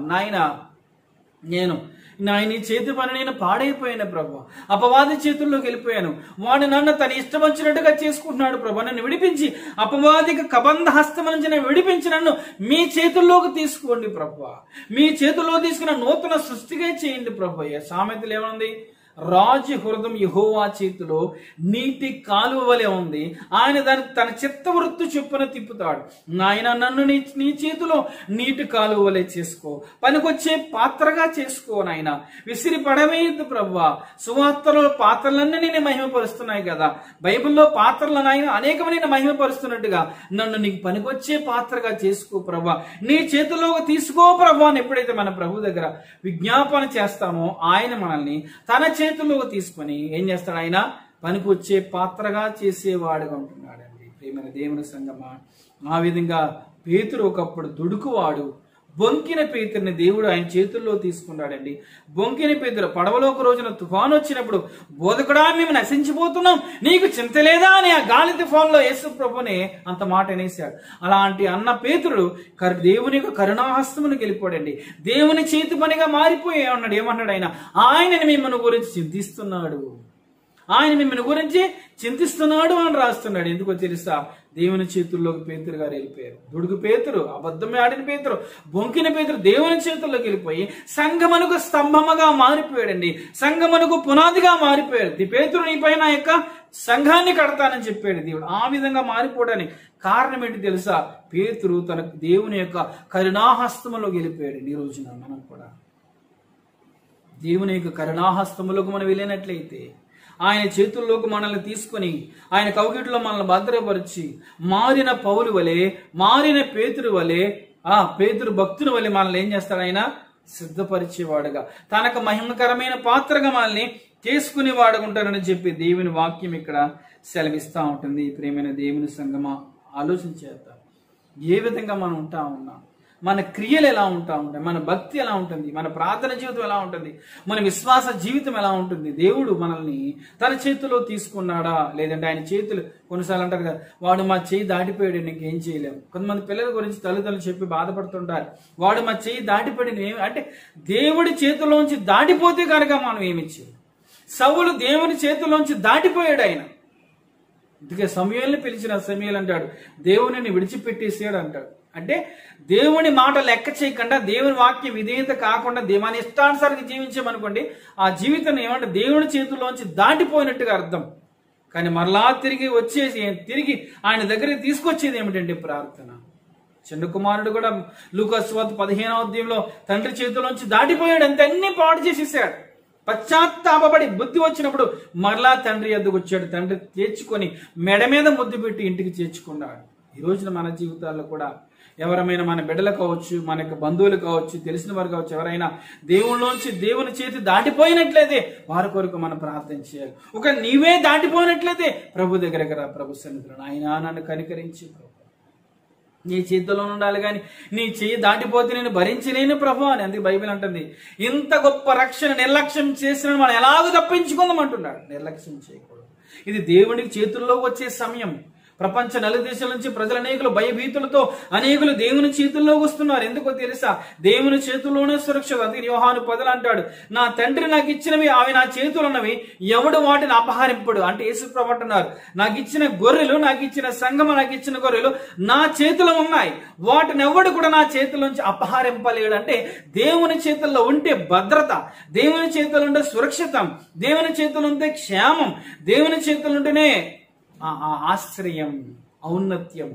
దేవుని చేతి దాటితే అది ఎంతో ప్రమాదమని బైబిల్ ఇక్కడ నీకు నాకు సెలవిస్తూ ఉంటుంది. ప్రియమైన సహోదరి సహోదరుడు, ఆలోచించేద్దాం. దేవుడు నాటిన కొమ్మగా మనం ఉంటున్నామా? దేవుడు చేసిన పనిగా మనం ఉంటున్నామా? లేదా భూ సంబంధమైన పనిగా లోకస్తుల వలె మనం ప్రతిబింబిస్తున్నామా? లోకములు ఉన్న వారి వలె కాదండి, ఒక ప్రత్యేకమైనటువంటి ప్రతిబింబం లాగా మనం మేడ్ ఇన్ హెవెన్, ఇతను పరలోకం నుంచి వచ్చాడండి అన్నట్టుగా పరలోక సంబంధిగా మన జీవితం ఒట్టిపడాలండి. అది దేవుడు ఆశపడుతున్నాడు. అందుకనే పరలోక సంబంధిగా మనం జీవిస్తే ఆయన సంఘం ఎత్తబడేటప్పుడు మనం పైకి పరలోకానికి ఎత్తబడే వారుగా ఉంటాం. భూ సంబంధమైన వారుగా మనం అందుకనే గలతీ 5లో ఏమని చెప్తాడు అక్కడ? శరీర కార్యములు చెబుతాడు, ఆత్మఫలము చెబుతాడు. శరీర కార్యము కలిగి ఉంటే మనం నరకానికి వెళ్ళిపోతాం, ఆత్మఫలము కలిగి ఉంటే ఎక్కడికి వెళ్తాం? ఆత్మ సంబంధమైనది, పర సంబంధమైనది, శరీర సంబంధమైనది, భూ సంబంధమైనది. శరీర సంబంధమైన మేడ్ ఇన్ ఎర్త్, ఆత్మ సంబంధం మేడ్ ఇన్ హెవెన్. ఈ రోజున ఎలా ఉన్నాం? రోమా 8లో కూడా చక్కగా ఎక్స్ప్లెయిన్ చేస్తారు. శరీరానుసారులు శరీర విషయం మనసు ఉంచుతారు, ఆత్మానుసారులు ఆత్మ విషయం మనసు ఉంచుతారు. ఆత్మానుసారమైనటువంటి జీవము సమాధానం ఉంటున్నాడు జీవితం. శరీరానుసారం జీవిస్తే మనం చావవలసిన వారం నన్ను బైబిల్ చూద్దాం. ఎలా ఉన్నాం? ప్రశ్న వేసుకుందాం, పరీక్ష చేసుకుని కళ్ళు మూసుకుందాం, ఆయన వైపు చూద్దాం. ప్రియమైన సంఘమా, ప్రియమైన సహోదరి సహోదరుడు, ఏ విధముగా ఉంటా ఉన్నాం? దేవుడు నాటిన కొమ్మ కొర్నేలి నాటబడ్డాడు. రోమన్ ప్రభుత్వములు సెంచూరియన్ గా శతాధిపతిగా ఉన్నటువంటి ఆ ఎంతో కఠినాత్ముడైనటువంటి ఆ సైన్యాధిపతి అద్భుతంగా కొమ్మగా నాటబడి మహావృక్షంగా శాఖోపశాఖలుగా మారిపోయాడు. అనేకులు రక్షించుకుని నీడయించాడు. ఈరోజు మనం ఎలా ఎండిపోవటానికి సిద్ధంగా ఉన్న కొమ్మ వలె ఉన్నామా? నరకబట్టడానికి సిద్ధంగా ఉన్న కొమ్మ వలె ఉన్నామా? పెరిగివేయబడ్డానికి సిద్ధంగా ఉన్న కొమ్మ వలె ఉన్నామా? ప్రశ్న వేసుకుందాం. యోసేపుని ఫలించని కొమ్మ ఐగుప్తు దేశమునికి తీసుకెళ్లాడు. ఇశ్రాయేలు అనే మహావృక్షం నుంచి ఒక కొమ్మని విరిచి దేవుడు తీసుకెళ్తున్నప్పుడు యోసేపు భరించలేకపోయాడు. అయ్యో ప్రభువా అని. కానీ ప్రభువు తెలుసు, యోసేపు కూడా ముందే దేవుడు చూపించాడు దర్శనం. ఐగుప్తు దేశములో నాటాడు దేవుడు. ఆధారం లేని కొమ్మగా ఉన్న, విరవబడిన కొమ్మగా ఉన్న ఆ కొమ్మను నాటి అనేకులు ఆధారం ఇచ్చే వృక్షంగా, అనేకులు పోషించే వృక్షంగా, అనేకులు నీడనిచ్చే వృక్షంగా మార్చాడు. ఈ రోజు మాటలు వింటాను నీవు కూడా ఆధారం లేని వాడుగా బాధపడుతున్నావేమో. దేవుడు ఒక రోజు నిన్ను నాటినట్లయితే, ఆయన చేతుల్లో నాటబడినట్లయితే, ఆయన చేతుల్లోంచి నాటబడి వృక్షంగా మారితే నీవే అనేకులు పోషించేవాడుగా, అనేకులకు అప్పించేవాడుగా, అనేకులకు నీవు ఆధారంగా నీడగా ఉంటావు. ఆయన చేతి పనిగా మనం ఉన్నాము. మనమందరం ఆయన చేతి పని. ఆదాము మంటి నుండి వచ్చాడు, మట్టికి వెళ్ళిపోతావా అని చెప్పాడు ఆదాముని. కారణం ఆజ్ఞను అతిక్రమించాడు. కడపడి ఆదాం పైనుండి వచ్చాడు, మేడ్ ఇన్ హెవెన్. ఈ రోజున భూ సంబంధమైన వారిగా ఉంటున్నాం, మా మేడ్ ఇన్ ఎర్త్ గా. పర సంబంధమైన వారి మేడ్ ఇన్ హెవెన్ గా ఉంటున్నాం. లోకము చూసి మనల్ని ఏమని పరిధిస్తున్నారు? పర సంబంధివా, లోక సంబంధివా, పర సంబంధివా, శరీర సంబంధివా, ఆత్మ సంబంధివా, ప్రకృతి సంబంధివా, ఎలా ఉన్నావు ఆలోచించేద్దాం. దినముల చెడ్డవి ఎంతో భయంకరంగా ఉంటున్నాయి లోకము. ప్రభు కరుణాహస్తములకు వద్దాం. ఆయన తన చేతుల్లో తీసుకుని మలుచుకునే దేవుడిగా ఉంటున్నాడు. కఠోర్కుడైనటువంటి సౌలును పౌలుగా తన చేతుల్లో తీసుకుని మలుచుకున్నాడు. బొంకిన పేతురుని చేతుల్లో తీసుకుని ఎంతో సాత్వికుడిని మలిచాడు. ఎలా ఉంటున్నాడు? తండ్రి, మీ అపారమైన ప్రేమకే స్తోత్రములు నాయన. నమ్మదగిన మా ప్రభువా, మీకు మహిమ చెల్లిస్తున్నాం. అవును నాయన, మేము నువ్వు నాటిన కొమ్మగాను, నువ్వు చేసిన పనిగాని మేము ఉండాలని ఆశపడుతున్నావు ప్రభా. నువ్వు నాటిన కొమ్మ కొర్నేలి నాయన, అలాగే యోసేపు ఎంతో వృక్షములుగా మారారు ప్రభా.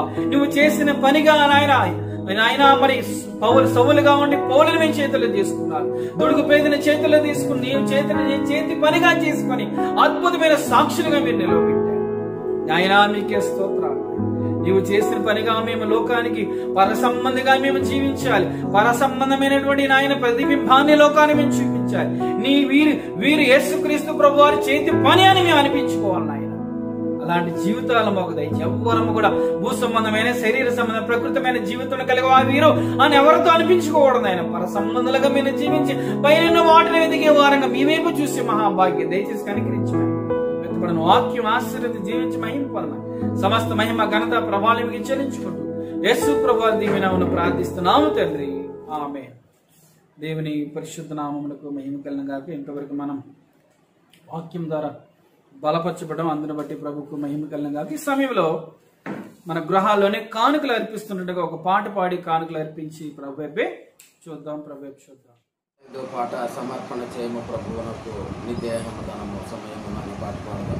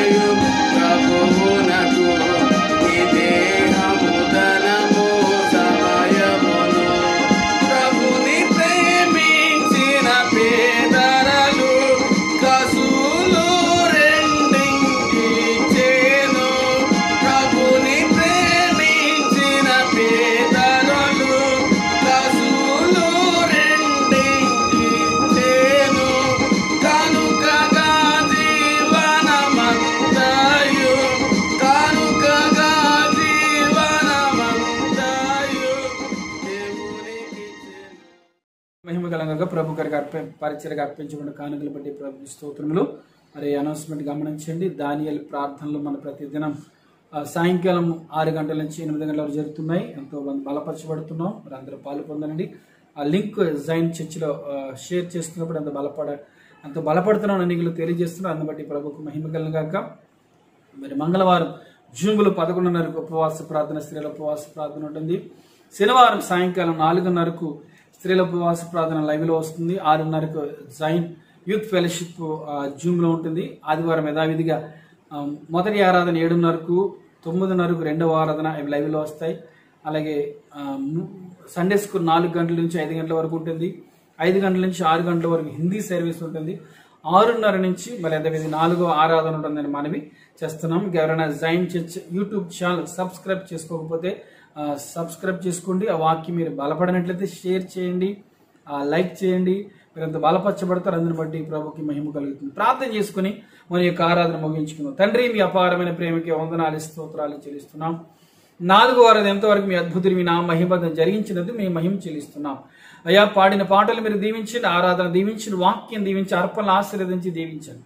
తండ్రి, మీకు మహిమ ఘనత ప్రభావం చెల్లించుకుంటూ స్తోత్రాలు చెల్లిస్తూ 4 ఆరాధనలు మీ నా మహిమతం జరిగింది. సండే స్కూల్ పరిచయం నా మహిమతం జరిగింది. వెంటనే దీవులతో నింపండి, ఆశీర్వదించి వీక్షించిన ప్రతి ఒక్కరిని దీవించి మహిమ పొందమని యేసు ప్రభువు దివ్యనామమున ప్రార్థిస్తున్నాము తండ్రి, ఆమేన్. తండ్రి అయిన దేవుని ప్రేమ, ప్రభు అయిన యేసుక్రీస్తు వారి కృప, పరిశుద్ధాత్మిక అన్యోన్య సమాధాన సకల దీవెనలు కూడిన మనకు మనందరి కుటుంబాలను ప్రేమించారు ప్రార్థించిన అంశంలో ఇప్పుడు సదాకాలం తోడైనగాక. ఆమేన్. ఆమేన్. Praise the lord. ప్రభువు మిమ్మల్ని దీవించు.